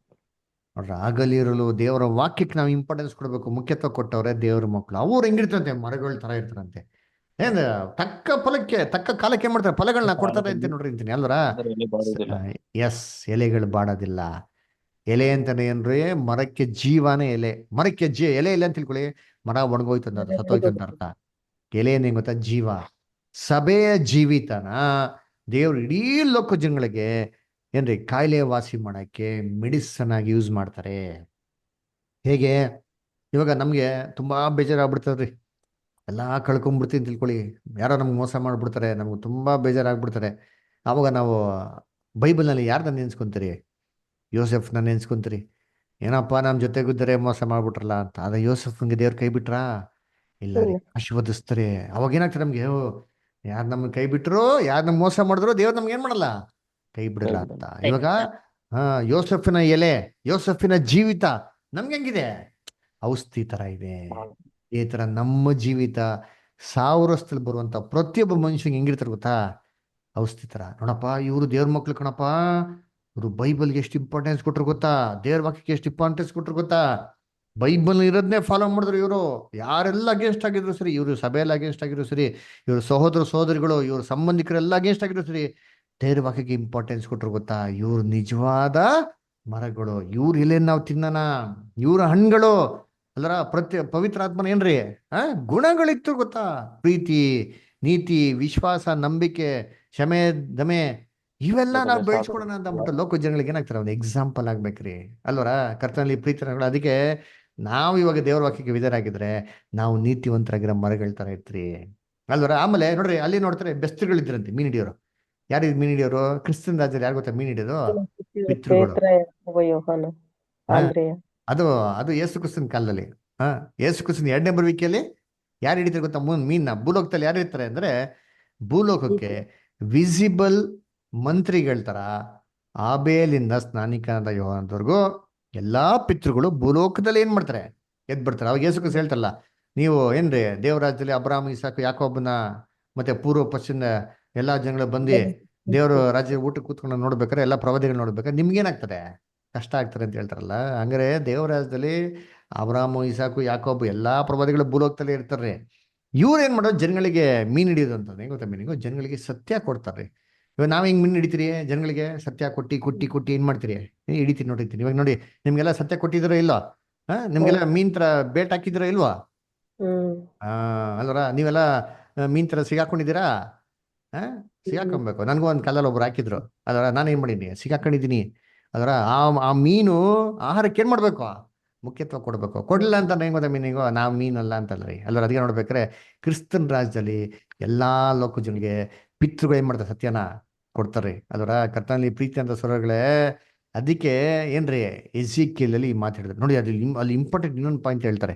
ಏನಪ್ಪ ಹೇಳ್ತಾರೆ ಅಂದ್ರೆ, ಎಜಿಕೇಲ್ 47:11 ಓದಿದ್ದೀರಿ ನೋಡೋಣ. 47:11 ಎಲ್ಲಾ ಜಾಗನ ದೇವರು ಎಂತ ಗುಣಪಡಿಸ್ತಾರಂತೆ. ಆದ್ರೆ ಗುಣಪಡಿಸ್ತಿರ ಒಂದ್ ಜಾಗ ಇರ್ತಾರಂತೆ. ಏನದು? ಎಜಿಕೇಲ್ 47:11 ನೋಡ್ರಿ ಅಂತೀನಿ. ಆದರೆ ಅದರ ಸುತ್ತಣ ಜೌಗು ನೆಲವು ಹ್ಮ್. ಸವಳು ಹೊಂಡಗಳು ಸಿಹಿಯಾಗುವುದಿಲ್ಲ, ಹ್ಮ್ ಅವು ಉಪ್ಪಿನ ಗಣಿಯಾಗುವವು. ನೋಡ್ರ, ಸ್ವಲ್ಪ ಜಾಗ ಮೂಲೆಯಲ್ಲಿ ಸ್ವಲ್ಪ ಐತಂತೆ, ಅದು ಏನಾಗಲ್ಲ, ಸಿಹಿ ಆಗೋದಿಲ್ಲ, ಉಪ್ಪಿನ ಗಣಿತನೇ ಇರ್ತಾರಂತೆ. ಏನಿದು ಅಂದರೆ ಕ್ರಿಸ್ತನ್ ರಾಜ್ಯದಲ್ಲೂ ಕೂಡ ಎಷ್ಟೋ ಜನಕ್ಕೆ ಸತ್ಯ ಕೊಟ್ಟರು ಸರಿ, ಹೆಂಗ್ ಗೊತ್ತಾ ಮಾಡ್ತಾರೆ, ಕೆಲವು ಜನ ಸತ್ಯನ ಕೇಳಲ್ಲ. ಐಸಯ 26:9-10 ಓದಿ. ಏಷಯ 26ನೇ ಅಧ್ಯಾಯ 9 ಮತ್ತೆ 10. ರಾತ್ರಿಯಲ್ಲಿ ನಿನ್ನನ್ನು ಮನಪೂರ್ವಕವಾಗಿ ಹಾರೈಸಿದ್ದೇವೆ, ಹೌದು ನಮ್ಮ ಆತ್ಮದಲ್ಲಿ ನಿನ್ನನ್ನು ತವಕದಿಂದ ಹುಡುಕಿದ್ದೇವೆ. ನೀನು ಲೋಕದಲ್ಲಿ ನ್ಯಾಯ ಕಾರ್ಯಗಳನ್ನು ನಡೆಸುವಾಗ ಭೂನಿವಾಸಿಗಳು ಧರ್ಮ ಜ್ಞಾನವನ್ನು ಪಡೆದುಕೊಳ್ಳುವರು. ನೋಡ್ರ, ಕ್ರಿಸ್ತನು ನ್ಯಾಯ ವಿಚಾರಣೆ ಮಾಡ್ಬೇಕಾದ್ರೆ 1000 ವರ್ಷದ ಜನಗಳು ಏನ್ ಮಾಡ್ತಾರೆ, ಧರ್ಮಜ್ಞಾನ ಪಡ್ಕೊಂತಾರಂತೆ. ಆದ್ರೆ ಏನಾಯ್ತು ನೆಕ್ಸ್ಟ್? ದುಷ್ಟರನ್ನು ಕರುಣಿಸಿದರೂ ಅವರು ಧರ್ಮ ಜ್ಞಾನವನ್ನು ಪಡೆಯರು. ಯೆಹೋವನ ಮಹಿಮೆಯನ್ನು ಲಕ್ಷಿಸದೆ ಯಥಾರ್ಥವಂತರ ದೇಶದಲ್ಲಿಯೂ ಅನ್ಯಾಯವನ್ನ ಆಚರಿಸುವರು. ನೋಡ್ರ, ಬೇಕು ಅಂತ ತಪ್ಪು ಮಾಡ್ತಾನೆ ಇರ್ತಾರೆ ಕೆಲವು ಜನ. ಅದಕ್ಕೆ ಏನ್ ಮಾಡ್ತಾರೆ, ದೇವರವ್ರನ್ನ 2ನೇ ಮರಣಕ್ಕೆ ಹಾಕ್ತಾರೆ. ಏನಿದೆ 2ನೇ ಮರಣ? ನಾವು ಬರುವಂತ ವಾರಗಳಲ್ಲಿ 2ನೇ ಮರಣದ ಬಗ್ಗೆ ಪಾಠ ನಾವೇನ್ ಮಾಡೋಣ, ಸೆಕೆಂಡ್ ಡೆತ್. ಅದರ ಸೆಕೆಂಡ್ ಡೆತ್ ಅಂದ್ರೆ ಇದೆಯಾ? ಎಸ್ ಇದೆ. ಅದೇನು ಅಂತಂದ್ಬಿಟ್ಟು ಸತ್ಯವಾದ ವಾಕ್ಯಗಳ ಮುಖಾಂತರ ನಾವೇನ್ ಮಾಡೋಣ, ನೋಡೋಣ. ಅದರಿಂದ ಏನ್ರಿ ಯೋರ್ದನ್ ನದಿಯಲ್ಲಿ ಮನುಷ್ಯನ ಮಾರ್ಗನ ಏನ್ ಮಾಡೋದು ನಮ್ಗೆ ಬ್ಯೂಟಿಫುಲ್ ಆಗಿ ನೋಡ್ಸಿದ್ದಾರೆ. ಆದಾಮಿಂದ ಹುಟ್ಟಿರಂತ ಎಲ್ಲಾ ಮನುಷ್ಯರು ಎಲ್ಲಿಗೆ ಸೇರ್ತಾರೆ? ಸಮಾಧಿಗೆ ಸೇರ್ತಾರೆ. ಆದ್ರೆ ಸಮಾಧಿಯಲ್ಲಿ ಸೇರಿದಂತೆ ಎಲ್ಲಾ ಮನುಷ್ಯರು ಕ್ರಿಸ್ತನ ಏನಂತಾರೆ, ವಾಪಸ್ಸು ಜೀವಂತವಾಗಿ ಬರುವಂತ ವಿಚಾರನೇ ನಮ್ಗೆ ಯೋರ್ದನ್ನಲ್ಲಿ ಏನ್ ಮಾಡ್ತಾರೆ, ಬ್ಯೂಟಿಫುಲ್ ಆಗಿ ಇಟ್ಟವ್ರೆ. ಅಲ್ವರ ನೋಡ್ರಿ, ಡೆಡ್ ಸೀನ್ ಏನ್ ಮಾಡ್ತಾರೆ, ದೇವ್ರು ವಾಸಿ ಮಾಡ್ತಾರೆ. ಅಲ್ವರ ಸತ್ತೋಗಿರೋಂತ ಎಲ್ಲಾ ಮನುಷ್ಯರಿಗೆ ಸತ್ಯ ಕೊಟ್ಟು ಏನ್ ಮಾಡ್ತಾರೆ ದೇವ್ರು, ಕ್ರಿಸ್ತನ್ ರಾಜ್ಯದಲ್ಲಿ ಜೀವಂತವಾಗಿ ಏನ್ ಮಾಡ್ತಾರೆ, ಕರ್ಕೊಂಡ್ ಬರ್ತಾರೆ. ಓಕೆನಾ? ದೇವ್ರ ಈ ವಾಕ್ಯಗಳನ್ನ ಆಶೀರ್ವದಿಸ್ಲಿ. ಯಾರಿಗೇನೋ ಪ್ರಶ್ನೆ ಇದ್ರೆ ಕೇಳ್ರಿ, ಏನೋ ಡೌಟ್ಸ್ ಏನೋ ಕ್ವಶನ್ಸ್ ಏನೋ ಇದೆಯಾ? ಒಂದು ಡೌಟ್. ಬದರ್ ಹೇಳ್ರಿ. ಈಗ ಅದು ಅಲ್ಲಿ ನೀರು ಕಲ್ಮಶವಾಗಿ ಹರಿತಿತ್ತಲ್ಲ, ಅದು ರೀಸನ್ ಏನು ಕಲ್ಮಶವಾಗಿ ಹರಿಯ? ಅಲ್ಲಿ ಏನಂತಂದ್ರೆ, ಈ ಲೇಕ್ ಹುಲ್ಲಾ ಇಂದ ಬಿಟ್ಟಿದ ತಕ್ಷಣ ವೆರಿ ಸ್ಟೀಪ್ ಆಗಿದೆ ಜಾಗ. ಈ ಸ್ಟೀಪ್ ಆಗಿರೋದ್ರಿಂದ ಈ ಫ್ಲಡ್ ಬಂದವಾಗ ಹೆಂಗೆ ಈ ಜೇಡಿ ಮಣ್ಣು ಗಲೀಜ್ ಮಣ್ಣೆಲ್ಲ ಸೇರ್ಕೊಂಡ್ ಬರ್ತದೋ ಆತರ ನ್ಯಾಚುರಲ್ ಆಗಿ ಹಂಗಿದೆ. ಹಂಗಿರೋದ್ರಿಂದ ಹಂಗ್ ಬರ್ತದೆ. ಅದು ಫಸ್ಟ್ ಇಂದನೂ ಹಂಗೆ ಇರೋದಂತೆ. ಅದನ್ನ ಯಾರೋ ಮ್ಯಾನ್ ಮೇಡ್ ಈ ತರ ಮಾಡಿಲ್ಲ.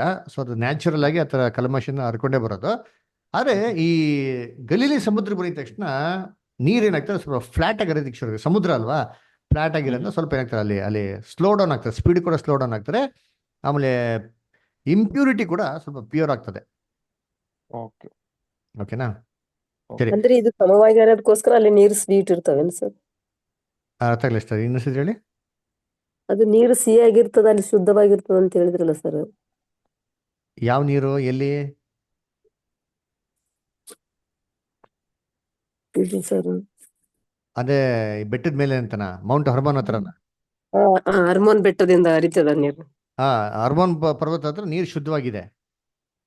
ಅದು ಎದಕ್ಕಂತ ಅಲ್ಲಿ ಮಾತ್ರ ಯಾಕೆ ಶುದ್ಧವಾಗಿದೆ? ಇವಾಗ ನೀರು ಉತ್ಪತ್ತಿ ಜಾಗ ಸ್ವೀಟ್ ಆಗಿರ್ತಲ್ಲ ಸರ್ ಸಾಮಾನ್ಯವಾಗಿ. ಅದಕ್ಕೆ ಇವಾಗ ಬೆಟ್ಟ ಗುಡ್ಡಗಳಲ್ಲಿ ನೀರು ಉತ್ಪತ್ತಿ ಆಗೋ ಜಾಗಕ್ಕೆ ಹೋಗಿದ್ದೀರಲ್ಲ, ಅಲ್ಲಿ ನೋಡಿದ್ರೆ ಹೆಂಗಿರ್ತದೆ ನೀರು? ಸಾಮಾನ್ಯವಾಗಿ ತುಂಬಾ ಕ್ರಿಸ್ಟಲ್ ಕ್ಲಿಯರ್ ಆಗಿ ತುಂಬಾ ಸಿಹಿ ಆಗಿರ್ತದೆ, ಆಮೇಲೆ ನೀಟ್ ಆಗಿರ್ತಾರೆ, ಕ್ಲೀನ್ ಆಗಿರ್ತಾರೆ. ಕರೆಕ್ಟ್ ಅಲ್ವಾ? ಹ್ಮ್ ಆ ರೀತಿನೇ ಅದು ನೀರು ಉತ್ಪತ್ತಿ ಆಗಂತ ಒಂದು ಜಾಗ. ಗೊತ್ತು. ಓಕೆನಾ? ಸರಿ. ಸರಿ, ಓಕೆ. ಬೇರೆ ಬೇರೆ ಏನು ಪ್ರಶ್ನೆ ಇದೆಯಾ? ಲತಾ ಸಿಸ್ಟರ್, ಏನು ಕ್ವಶನ್ಸ್ ಇದೆಯಾ? ಇಲ್ಲ ಪಾಸ್ಟರ್. ಓಕೆ. ಶ್ವೇತಾ ಸಿಸ್ಟರ್, ಏನೋ ಪ್ರಶ್ನೆ ಇದೆಯಾ? ಇಲ್ಲ ಇಲ್ಲ ಓಕೆ. ಪ್ರಸನ್ನ ಸರ್, ಬದರ್, ಏನೋ ಪ್ರಶ್ನೆ ಇದೆಯಾ? ಹೇಳಿ ಶಾಂತ ಸಿಸ್ಟರ್ ಹೇಳಿ. ಅದು ಹೊಸ ಬ್ಯಾಚ್ ಸ್ಟಾರ್ಟ್ ಮಾಡಿರಿ ಸರ್, ಇನ್ನ ಸ್ಟಾರ್ಟ್ ಇಲ್ಲ ಮಾಡೋರಿದ್ದೀರಿ? ಸರ್, ಸ್ಟಾರ್ಟ್ ಆಗಿದೆ ಆಲ್ರೆಡಿ. ಹೌದ್ರಿ? ನಂಬರ್ಗಳು ಕೊಡಿ, ನಾನು ಬೇಕಾದ್ರೆ ಅವ್ರನ್ನ ಗ್ರೂಪಿಗೆ ಸೇರಿಸ್ತೀನಿ. ಓಕೆನಾ? ಸರಿ ಸರ್, ವಾಟ್ಸಪ್ ಅಲ್ಲಿ ಹಾಕ್ತೀನಿ ನೋಡಿ ಸರ್ ಅವ್ರನ್ನ. ಹಾಕಿ ಇಷ್ಟ. Okay okay. ಪ್ರಸನ್ನ ಬದರ್, ಏನೋ ಡೌಟ್ಸ್ ಇದೆಯಾ? ಇಲ್ಲ ಸರ್, ಏನ್ ಡೌಟ್ ಏನಿಲ್ಲ. ಓಕೆ. ಪುಟ್ಟ ಮಾಸ್ಟರ್, ಏನೋ ಕ್ವಶನ್ಸ್ ಇದೆಯಾ? ಓಕೆ. ಸರೋಜ.